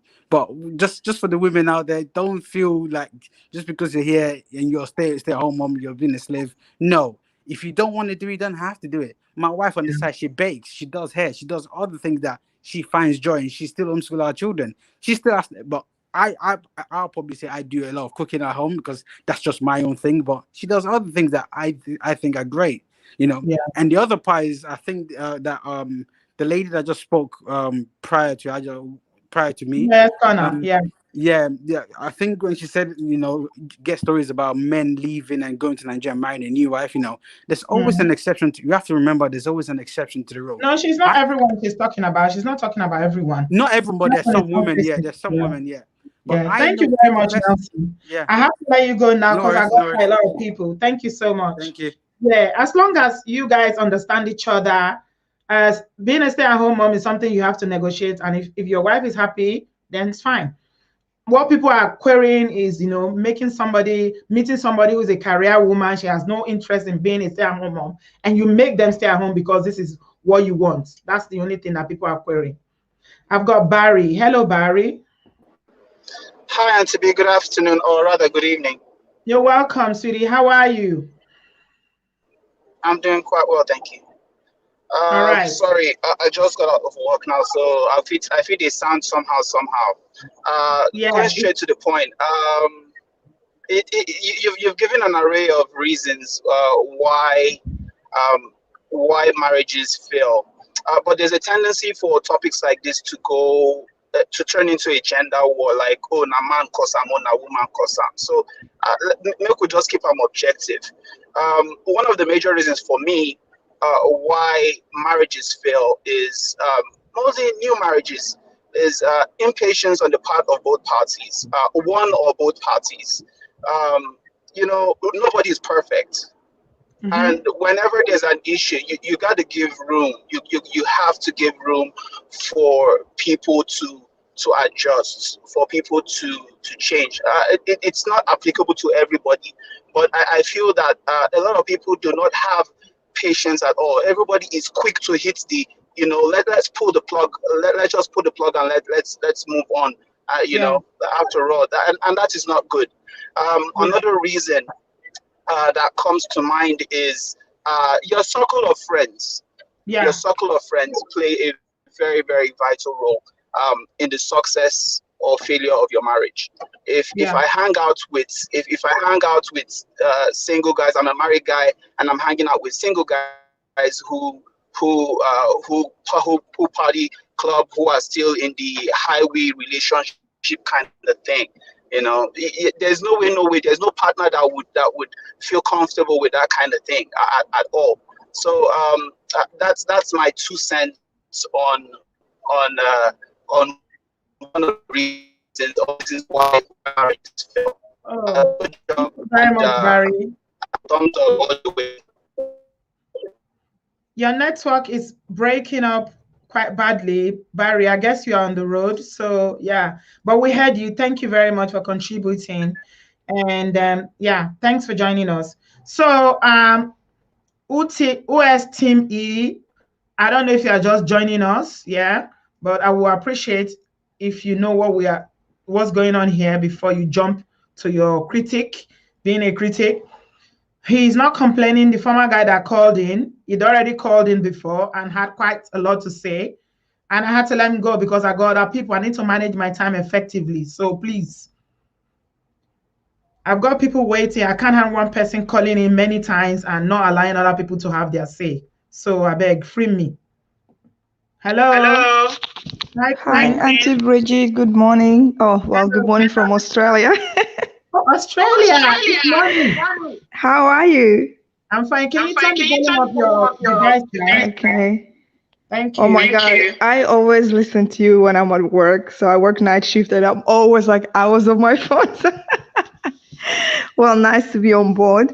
Well, I'm definitely not Nigerian, so I'm just gonna speak from non-Nigerian background. I feel like I'm not married at the moment, but I am engaged to be married. I would have been married, but due to COVID, everything is on delay. I'd like to say that I believe some marriages fail because people have no reason to fight for whatever it may be. Like what I've seen from my own parents, I mean, I can only use them as an example. My mom and dad, they're totally, different in characters, but it seems to always work so well. My mom, she's a very quiet lady. My dad is like, it's like the crazy one. But because of my mom's characteristic, my dad always seems to come to his senses and realize what he has done is wrong. And he'll come and apologize, even to my mom, even to us as his children. And, whenever I look at my dad, I say, wow, I want a husband like that, even though he's wrong, but who'll come back to his senses and who'll come and apologize. So I feel like, in marriages, if really there's no communication, you feel like what you're always doing, or what you're always saying is the way it should go, then, nothing is ever going to work. And, and also we're supposed to be the strength in our partners. So for example, if your partner has some anger management, you're supposed to somehow show him that kind of love and kindness. And then, come to a moment where you will now communicate with him, darling, the way you raise this issue or the way you communicated with me, I don't like it. Like they say, opposite attracts, And, finally, I just want to say my experience from my Nigerian friends who are here in Australia, I really, love Nigerian people. When they visit me over for, like friends gathering, something like that, I realized, my male friends, the houses are so clean and tidy.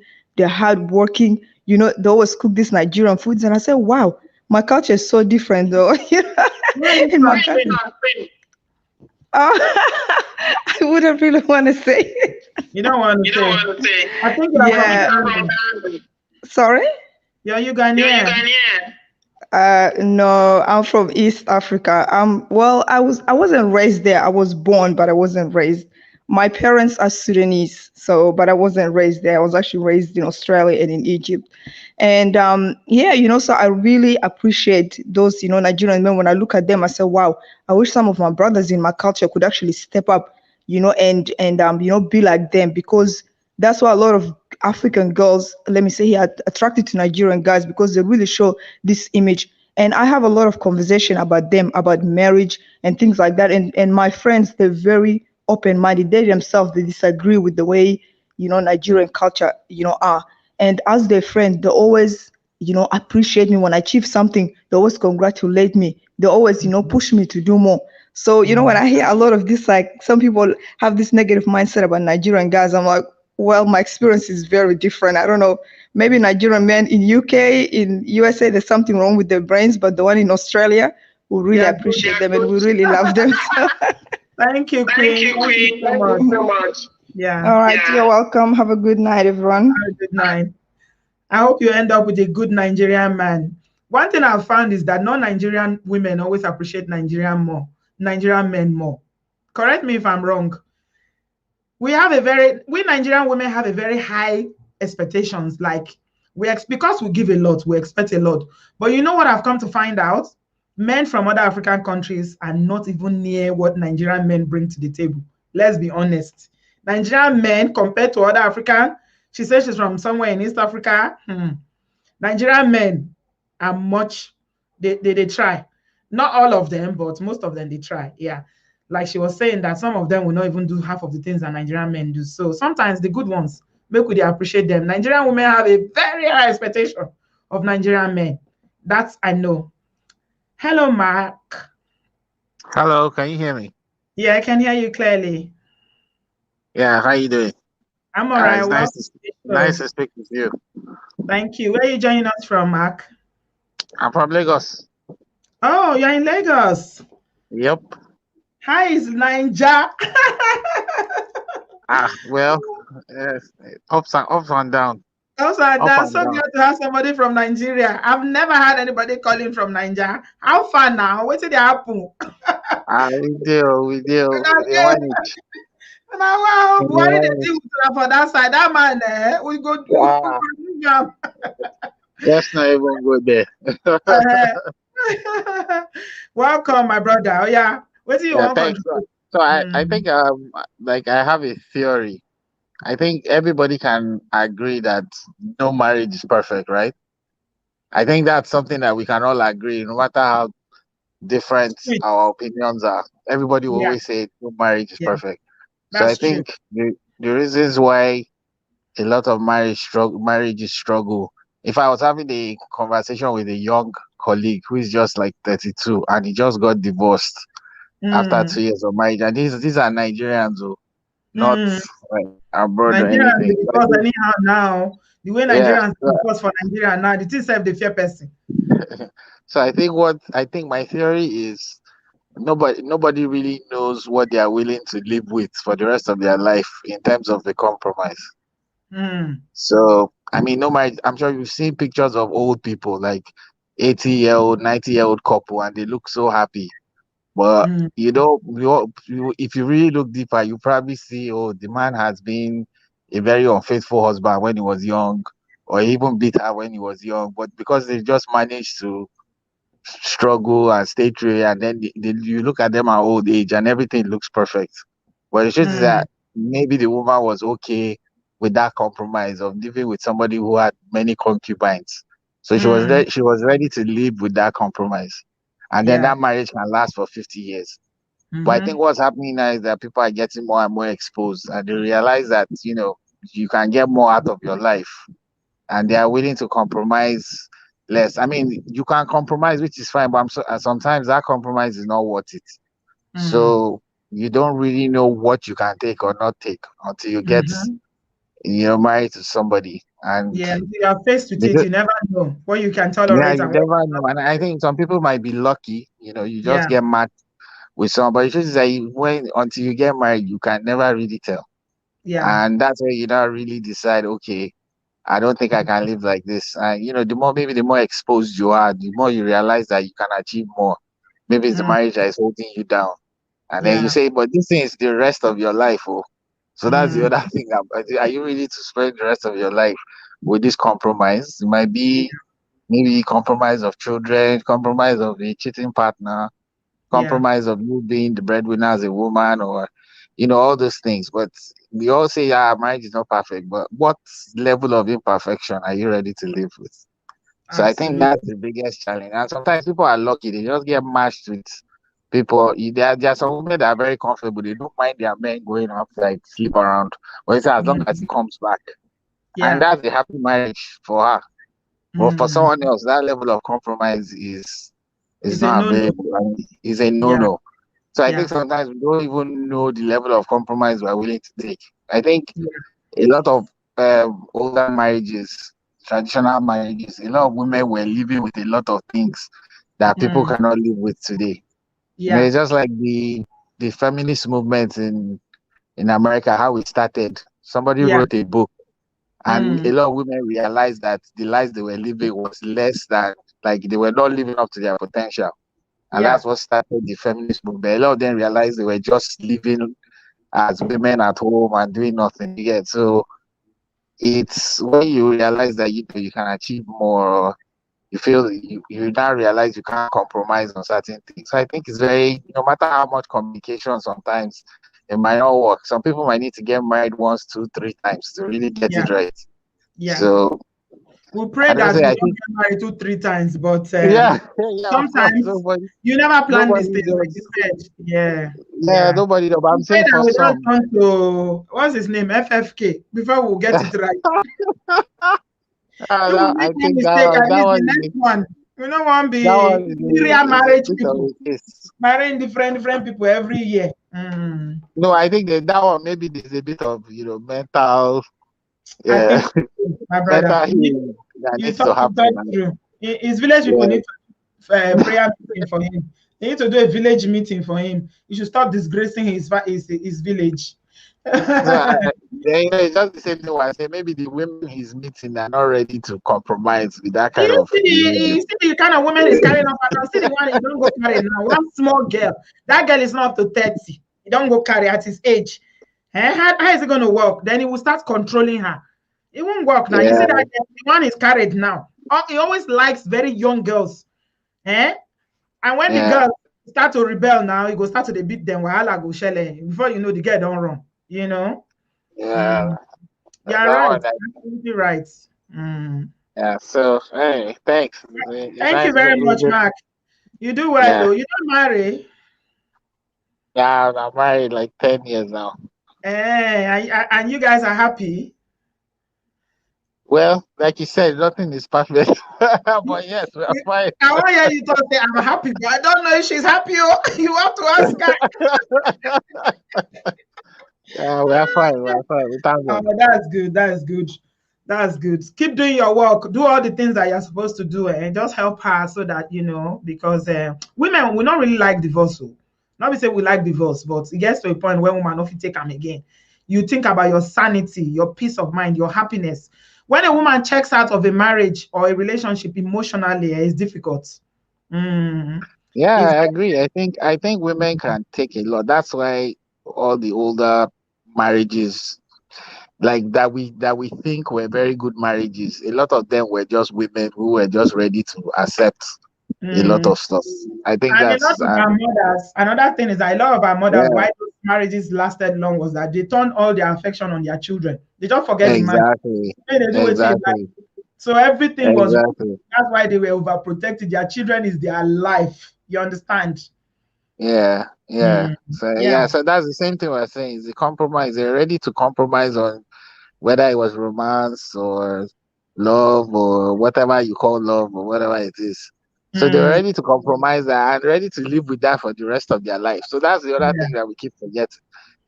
So are you ready to live like that for the rest of your life? Or a young girl today will be like, why would I for the whole of my life just be living for my children? What about me? So if you're not ready to make that compromise, then that's just but sometimes you don't know until you enter the marriage. So thank you so much, man. I really glad doing your contribution. Help us greet a co. Make everybody thank you very much. Thank you.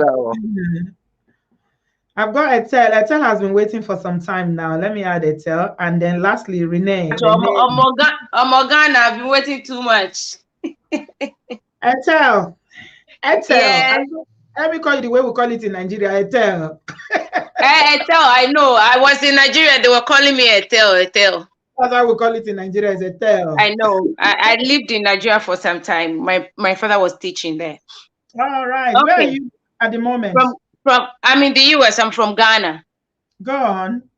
Yeah. So, it is the divorce rate is everywhere. In Ghana, it's very high. It's very, very high. And when they did statistics last year, it was women going for divorce, citing abuse and infidelity. And the thing is this, for how long, if marriage is not perfect, we all know, for how long, what's the level of imperfection that this woman can endure? You understand? So you hear compromise, women compromise. For how long?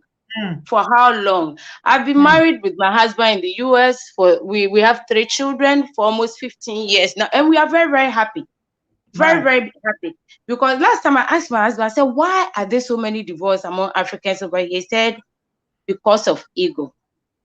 The African man ego. If they can tone it down a little bit. Right now is teamwork. Right now is partnership. You understand? It's a teamwork deal that both of you work together.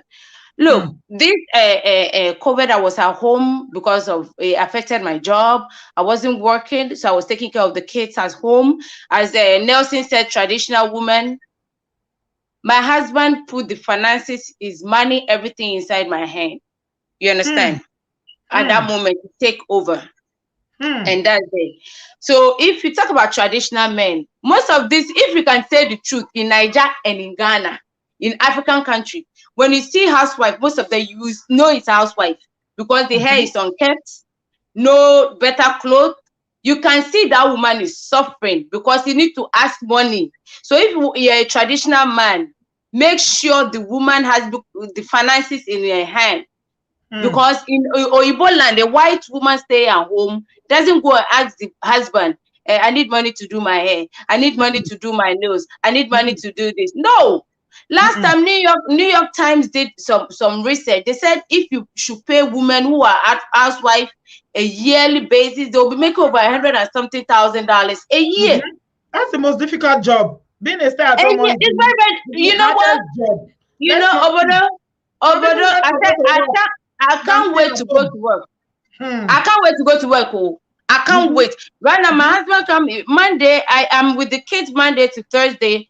On Friday is his job to take care of the kids to Sunday for me to rest, for me to get my sanity back. So as I'm talking right now, I can hear the children shouting downstairs. Their papa they control them. You understand? Your pigeon sound like Naija pigeon. This one I know. I live there. I live there, so now their papa they control them. They do everything. Then on Sunday is my job. In the evening is my job to continue. You understand? It's a teamwork deal. There's nothing like I'm a man. So what I say is final in my house. We don't do that. So there was a time my husband didn't have a job. You didn't even know he didn't have a job. You understand? Because we meet each other. You understand? We meet each other. We are together. We are together. So it's so hard. I remember one of my husband's friend was coming here and he said, oh, what do you want me to learn? What are you going to tell me about America and the marriage? I had the more divorce. And he said, you know what? Leave your African man ego in the trash in Ghana. Yeah. And come to America with a new mindset. Okay, new mindset to know that you're going to work with your partner. You're going to respect. Forget that men need respect. Women too need respect. You're going to respect. So you guys are working as a team. And one thing that somebody said that I was thinking about it. You know, my husband's friend are married men. He stopped talking to them because when they come to our house and see the system of unity and peace, they think I'm controlling him. Yes, that's so he stopped going to. And so you married men, be scared of married men, not single men. Married men that you guys come to the house and come and think. My brother-in-law came to my house. My husband was taking the trash whilst I was cooking, and my husband took the trash. He said, "I'm controlling my husband." That's what they do in Nigeria. Once you live in peace with your husband, they will say, "Oti Jeffo." Yeah, so we don't go and no. So my husband doesn't do that. You know, it doesn't do that. And so we should be very, very, very careful. Marriage is very good. And if you're a man that you want peace, make sure you create a peaceful environment. Make sure you come with peace. You don't demand anything. The world has changed. And parents, please, when you're raising sons, Obodo, I know you're raising sons. Me too, I'm raising sons. We have to do a better job. We have to do a better job and let them know so that they will not dwell on their ego. I will not stay long. All I'm saying is marriage is a teamwork. If you're a man and you think you are a traditional man, please make sure you give access to the woman to the finances. Not when you'll be taking $20, take, go and buy. You see some traditional men will be doing the grocery.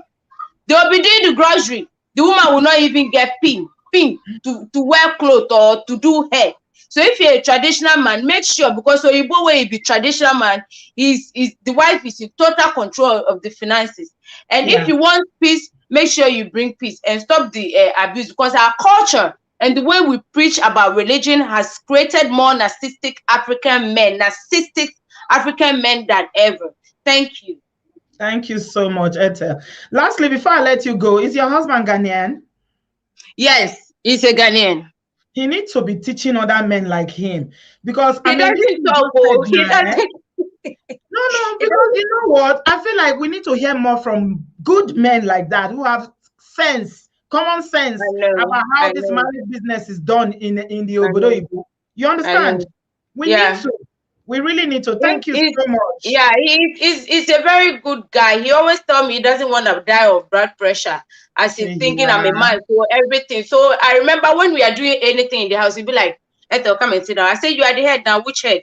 Come and sit down in this house. There's no head. Let's think together so that we're all going to have the blood pressure together. So together we are units. We are units. Thank you. Please help us thank him for representing the culture well. We thank all right, him. Tonight I go give him good job for you. Give now. Him good job. I go dance Shakara for bed for him. Thank you. Thank you. Bye. Bye. He said tonight I will give him good job. Thank you, US Team E, for your super chat. Thank you so much. I appreciate that. Hey, this one, his husband need to show other men know how to live that mentality in Nigeria and Ghana. Thank you so much, Etta. Your husband is a good man. We appreciate good men.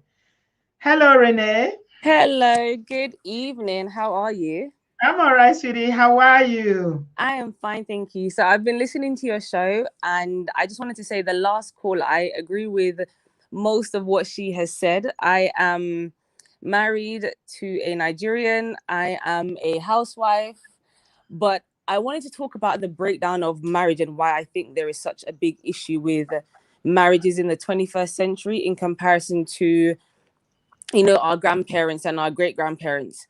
Yes, and I very quickly, because we're rounding up now. I'll be very quick. And I think in terms of us as Christians, the way the Bible is taught now, in terms of how men and women should be, I think there is definitely a lack of correct teaching, because, you know, the Bible teaches us how we as wives should be, and it also teaches how men should be. And for a lot of us Christians, we are not actually following biblical principles when it comes to marriages. And I believe that is a part of the reason why there is such a breakdown. For example, for myself, my mom wasn't married when she had me. So I am not learning how to be a wife from my mom. I'm having to pick from different sources. You know, likewise, my husband, his parents weren't married. So he's having to pick from different sources. So what happens is you have a generation of young people who are married or want to be married, but they don't actually know how to be married. They don't know how to be a wife. They don't know how to be husbands. So what would be good is if going forward, especially for those that come from a Christian background, if we could actually look back on the biblical principles of marriage and really learn from that and actually bring it forward into what we have now, if that makes any sense.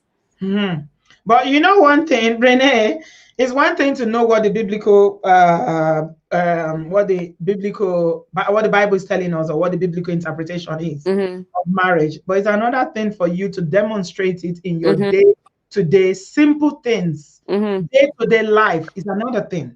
That's why I say being a Christian doesn't make you a good husband. Oh, of course not. Of course not. But I think it was just for people that you know, come from that Christian background. But being a good wife and being a good husband, it goes so far beyond you know, the church, beyond Islam, beyond all of these religions. It actually requires friendship, it requires communication. It requires the willingness to compromise, and to also understand that compromising is not always a bad thing. Because you might compromise something today and it actually be far more beneficial for you in the future than you would have ever imagined. Yeah, absolutely. Absolutely. So like practical things, give us a few examples of how you demonstrate, or you and your husband, the things that he does to show that, you know, it's practical Christianity, isn't it? Yes. So for example, for us, we communicate quite a lot. There was a time when, for example, my husband, he wasn't working and I was as you would say, the main breadwinner. During that process, you know, it would have been very easy for me to, you know, got on my high horse and, you know, I earn more, so you can't, you know, have any form of input. But what I did at that point was I handed him my credit card, and I allowed him to be involved in the financial decisions that we had to make, because we were living together. So it was no longer me and my money, it was our money. And, you know, what do you think we should do with this? Do you think it's necessary for us to buy this? And the table has turned, because in life the table always turns. Today you might be on top, and then tomorrow situations might change, and you never know. So you don't want to treat someone ill and then the table turns and then you expect that person to now treat you well. So for me, I am treated well as a wife because I have had the choice whether I want to work or not. Yeah. You understand? You know, I could work if I wanted to, and I could earn a pretty decent amount. But do you work? Do I work? No, I don't. I have side businesses, but I don't classify them as work because they are so ad hoc that I don't even count them as work. But do you have income from them? Oh yeah, I do have an income, but as I said, I mean, that's what's important. You don't have to have it 9 to 5. No, income. Everything is about bringing in income. That's what we said. And for my husband as well, whenever he gets paid, he always makes sure that I have money to spend. He always gives me money and says, you know what, here's your money to do whatever you want with it. But even if I spend all that money, I still have access to his accounts. So if I needed more, I will get it. And I think that came from how I treated him during that time when he wasn't working. And before you treated him like that, prior to when he wasn't working, you were together, right? Yeah, we were together, but we didn't live together. You didn't live together. And no, and how did he treat you before then? Before he lost his job? So before he lost his job, he used to give me. So at the time we were young, we didn't really have much money. So at the time he would give me £20 a month. And I remember, I'm not Nigerian. So when I first got that £20, I thought, well, why are you giving me that? I have a job, you have a job. We're not earning you know, a large amount of money, but okay, thank you, I guess. Is he Nigerian, your husband? He is. Oh, okay. And where are you from, Renee? Jamaica. Oh, okay. So you're not used to a man giving you money? No, because I wasn't, and I also wasn't raised with a man in the home. So my mom wasn't married to my dad. Right. So you were surprising that he was giving you money. Yes, I was, but you know, for me, the reason why I am, I guess, so submissive to my husband is because I was raised by my grandma. And although my grandma's husband passed away when, you know, she herself was still very young, she didn't marry, but she was very submissive to her husband. And my grandma was also quite submissive to my mom. And it was just through my grandma raising me and me hearing stories about, you know, her and her husband, you know, like if they had a disagreement, she always said to me, Renee, never let the sun go down when you and your husband have had a disagreement, because anything can happen. Yeah. You know, so I guess the reason why I am the way I am now is because of my grandma, and also because of the way my husband, you know, he treated me back then. And this was before we were even married. That's the key. That's what I was looking for. Because thank you so much, Renee. I appreciate your contribution, and I wish you the very best in your marriage. Yeah, I'm glad that your Nigerian husband is treating you well. He's not too bad.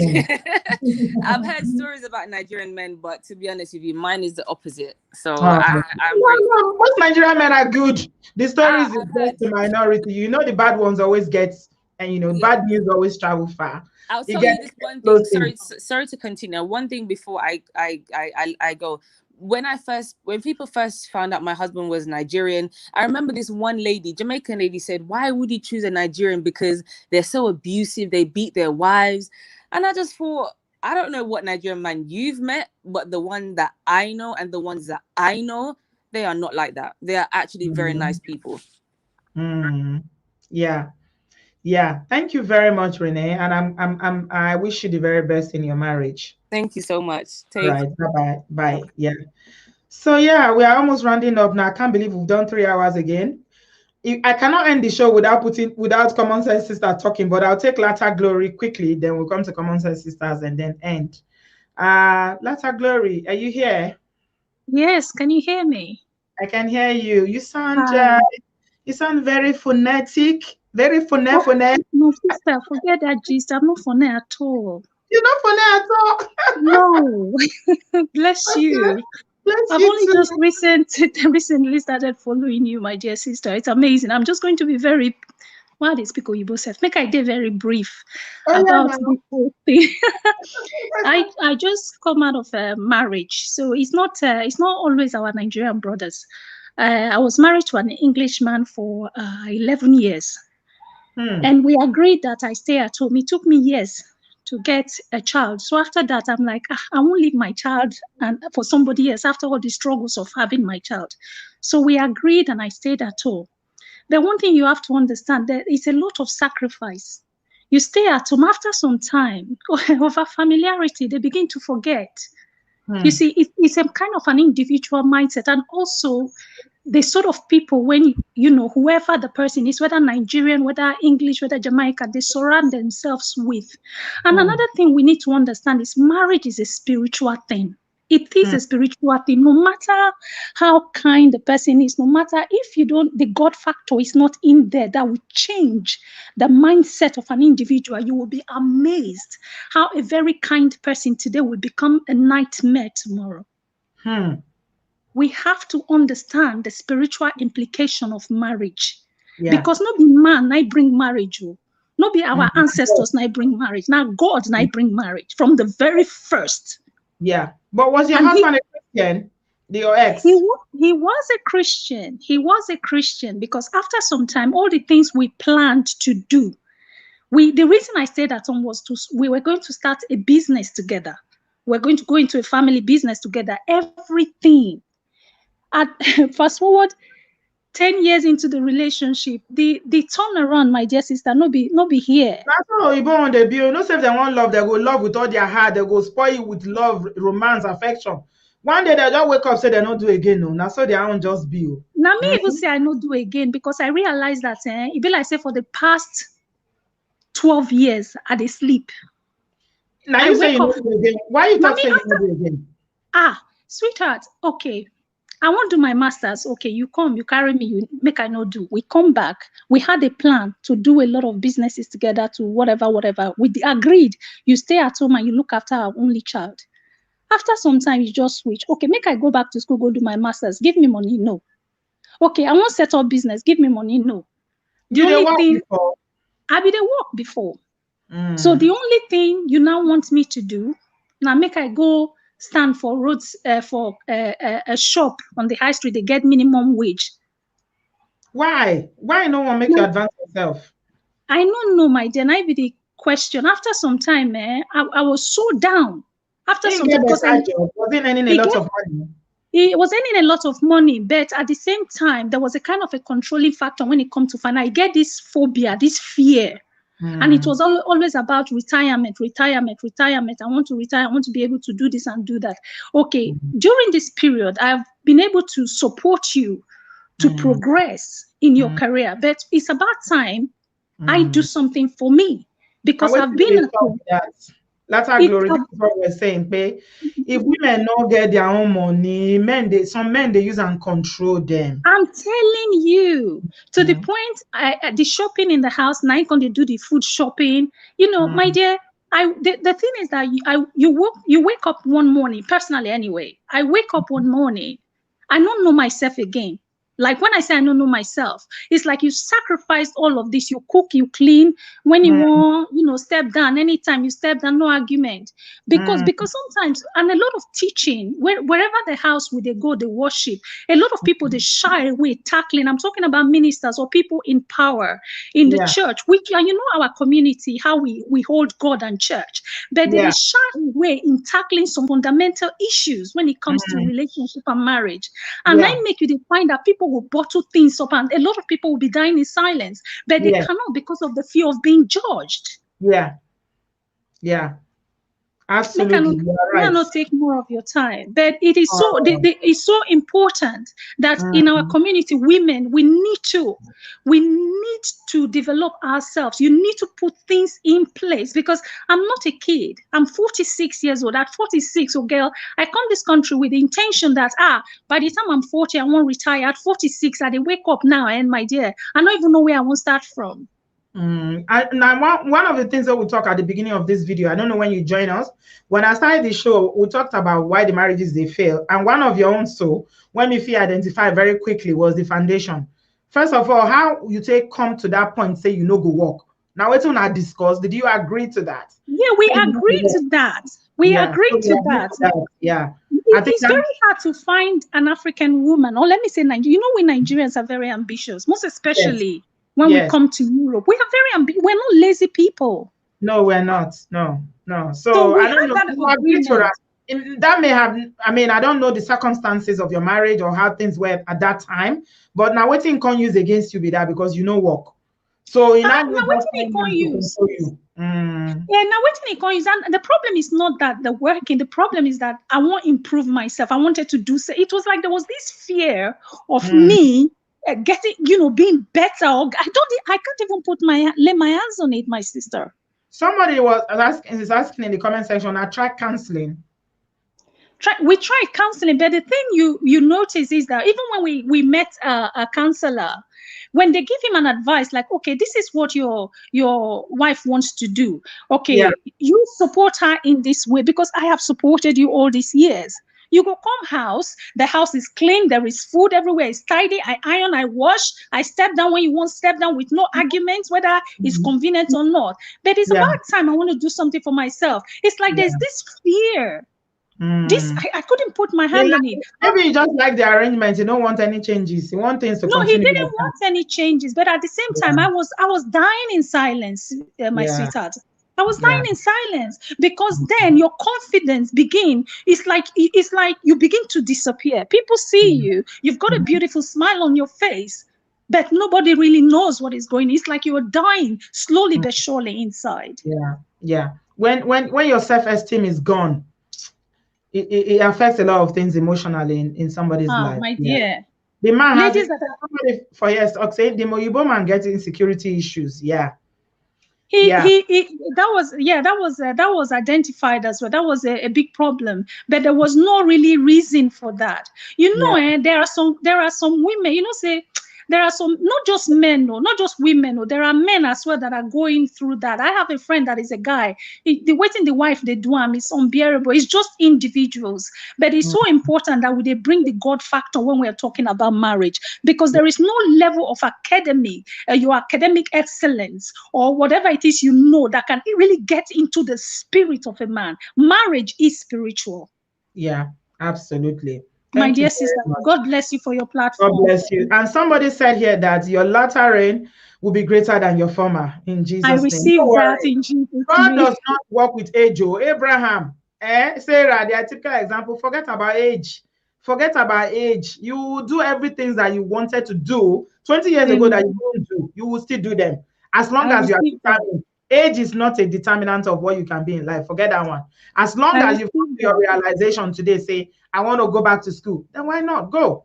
Do whatever you want to do. Make that money. You understand?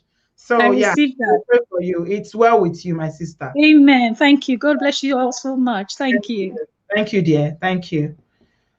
Yeah, so that's another dynamic that we're seeing there. Our sister there, where marry Oyibo turned out to be the person that was controlling, because she no one make it work. No one make you do anything. You see, now the things that we talk with that say we need to agree, but she said she was okay with it at the beginning. Later, that's why Somebody say we need to renegotiate. Yeah. So last but not the least, we'll take this my my uncle girls. Auntie B. Yes, Good my dear. evening. No, this is Good Ella evening, speaking.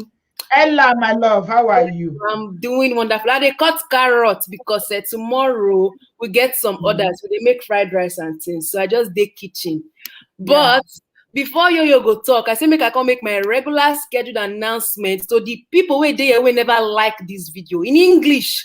Please, you are watching this video. We are over 600 people, only 338. The rest of them are stingy. Please make it the like button. If you cannot drop offering, the like button is free. Thank you. Devotee Samuel, you dey find trouble for my comment section. I dey see you since all the ladies for there they fight you. You know even want trouble. Devotee, you just they find their trouble. I should say you just they talk all these things. To leave that one. I beg, we want to better things. You go hard, Auntie B, good evening. You go hard. You go hard for anybody to find the trouble of common sense, sister. That they see what some for the right. If they find the trouble, it's very expensive. You know? Yeah, but that hits me. Before when we hit you first. So Auntie, I be the comment. One of us say, traditional man, not say we don't type 100 times, so we're very proud of him. You know what traditional man do? Auntie, I said we just come back from shopping because we get orders for tomorrow. When traditional man just talk, say in reason the thing. Now I say I go enter comment section. Now I enter comment section. I say, may as he has said it, so shall it be in practical. So shall it be in practical. We are very, very proud of him. Having said that, there's something I wanted to say too. Thank you to all those who have called in. I have just a little story. For all those madams, when they go pastor and priest place, when they go, they collect anointing and all those things, or when they go to threaten you as a CWO woman or Christian mother, say you are not coming for meetings in church. Meanwhile, you have small children you're taking care of, things like that. So this not married, you have the church. Yeah, those people that try to attack young mothers or women that have growing children and they have to stay with them at home. They can't attend all those their function and meetings. So this one is real life. It happened to my mom, right? And I think they reported her to the bishop in church. So they were telling the bishop that this woman, she pays the dues, but she doesn't attend the CWO meeting. Now Catholic CWO. Yes. We'll be Catholic Christian. Yes, and they attend CWO meeting and all those things. And my mama are the wrongest person to want to come and threaten, So mess around with So now the bishop can't say he won't see my mama. Now mama go see bishop now. Call ask bishop, say what did they happen? Bishop can't say this is what I was told. They live for worry that year. Bishop can't say this is what I was told. What do you have to say? Now I tell bishop say, Shebi my husband is very active in church. Now bishop say, yes, very, very active and all those things. Now I tell bishop say, well, my primary vocation now. What to be your vocation? He's saying that to be leader of church. Now my matter and say, well, my vocation and marriage now. And my marital home comes first before the church. That's not common sense. I have sacrificed a bit of my husband when they attend all the activities. So until my children don't grow reach age, where be say I go fit attend the meetings of the CWO mothers.